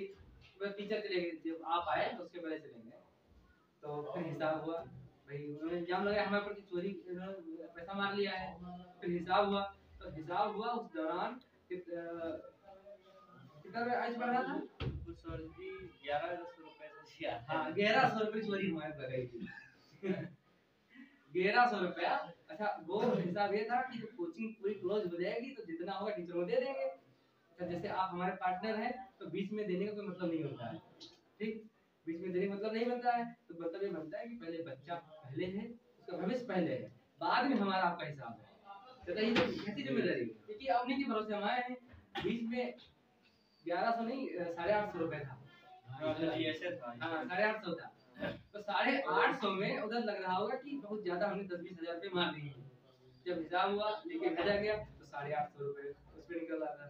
850 अगर हम चाहते, क्योंकि हमारी आर्थिक ऐसी स्थिति है, खुद हम अर्निंग और लर्निंग वाला हाल है हमारा, बहुत लोगों का होगा, लेकिन हम उस बैकग्राउंड से तो हम चाहते हैं तो हम छोड़ सकते हैं कि भाई कोचिंग में हमारा बेनिफिट नहीं हो रहा, हम जाके कहीं अपनी स्लो वकालत शुरू करेंगे, उसमें हम ज्यादा कमा सकते हैं। जैसे हमारे सहयोगी बैठे तो हमारी कोई वकालत नहीं देखते हैं, हमें कुछ करना नहीं होता, हमें पता ही नहीं है कि कहाँ से कस्टमर आ रहा है, कहाँ से पैसा आ रहा है, कुछ पता ही नहीं है। और इनसे भी कहते हैं हम कोई हिसाब नहीं, जितना मन हो उतना हमें दो, उतना दो। एक बात है कि जिंदगी में अगर हमें कोई ईमानदार मिला है तो ये है, मतलब उनके मुंह पर नहीं बोल रहे हैं, हमेशा बोलते हैं कि 1 रुपए का ईमानदारी करते हैं।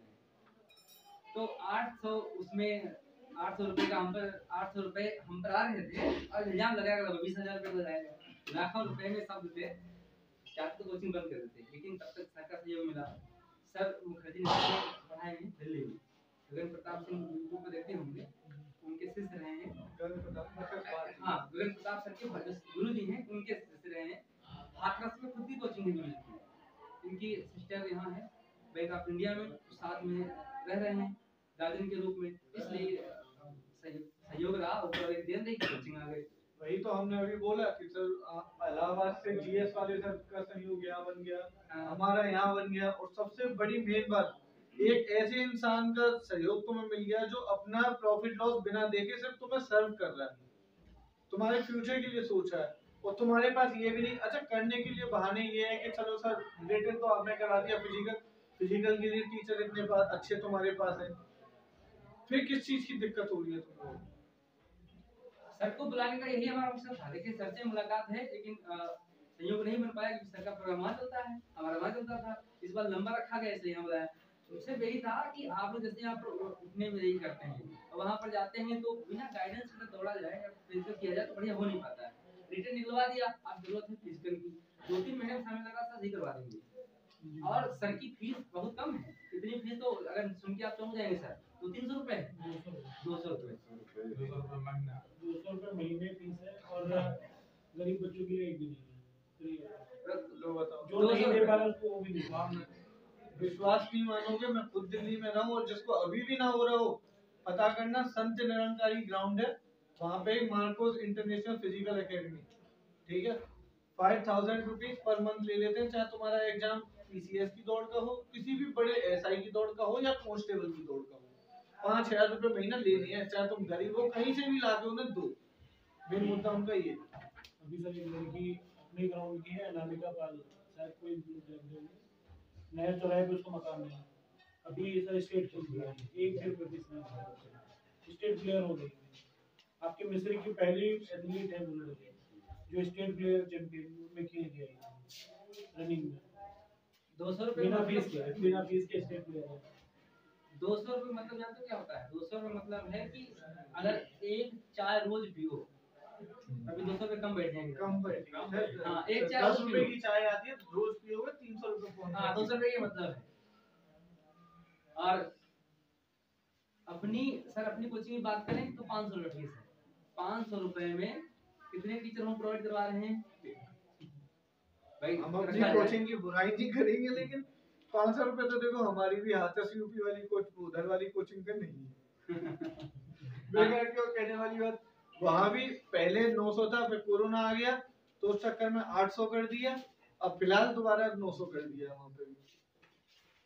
मुझे नहीं पता सर कैसे मैनेज कर रहे हैं, लेकिन मेरे अकॉर्डिंग अगर देखा जाए मैथमेटिकली मुश्किल है मैनेज करना 500 रुपए। टीचर का भी देखना, लेखपाल सर्विस पढ़ाने आ रहे हैं इतना बढ़िया बढ़िया, और सबसे बढ़िया चीज एक कहने को तो ये भी आता है कि साहब 10 रुपए का वहां भी मिल रहा है, भैया क्वालिटी भी तो देखी जाती है। ये तो क्वालिटी भी तो कोई चीज होती है, क्वालिटी कहाँ मिल रही है यहाँ पे, किस लेवल की मिल रही है यहाँ पे। जितना भी तुम्हें पढ़ाया जा रहा है, मैंने रीजनिंग वाली मैडम की थोड़ी सी क्लास ली थी, ज्यादा नहीं ली थी, उससे मेरे को इतना आइडिया पड़ गया कि जिस लेवल की वो रीजनिंग पढ़ा रही है भाई, तुम उस लेवल से ऐसा ही वाले पेपर को क्लियर कर सकते हो। कॉन्स्टेबल तो बहुत दूर की बात। तो अब पूरा जो कांटे की सुई आती है ना, वो सिर्फ पूरी की पूरी तुम्हारी तरफ आती है, कितना तुम अपना एफर्ट डाल रहे हो। हमेशा याद रखना, टीचर तुम्हें कभी पुश नहीं करेगा, वो सिर्फ तुम्हें रास्ता दिखा देगा कि इस रास्ते पर चलना है। बस 10 मिनट का रहेगा। तो बात भैया यही मतलब है कि खुला अवसर है आप लोगों के सामने करियर बनाने का, खुला अवसर है, मतलब कहीं से भी रोना नहीं। कोई कहते कि सर हम लखनऊ नहीं जा पा रहे हैं, तो सीतापुर नहीं जा पा रहे हैं, तो मिस्त्री में कोई है नहीं ऐसी कोई व्यवस्था। अभी डेट सपोज हम मिस्त्री किसी कोचिंग का नाम ले लीजिए, किसी कोचिंग का नाम हम नहीं लेंगे, कोचिंग का ले लीजिए, तो वो सब हमारे ही सदस्य हैं, टीचर वहाँ के सब हमारे ही सदस्य हैं। और कोई भी कोचिंग ले लीजिए, XYZ कोई भी कोचिंग ले लीजिए यहाँ मिस्त्री में, जो अभी गिनती में अच्छी तरीके चल रही है। जो कोई ओपन कर नया आ रहा है उसकी बात अलग है, और अगर कहीं कोई ओपन नया आ रहा है, नया कोई खोल रहा है, तो तभी वो हमारे लोग ही उसका सहयोगी हैं। तो अगर अब देखा जाए कि यहाँ पर हॉस्टल टाइप की सुविधा किया जाए, तो आप सीतापुर ले जाइए। सीतापुर में हॉस्टल खोला गया था,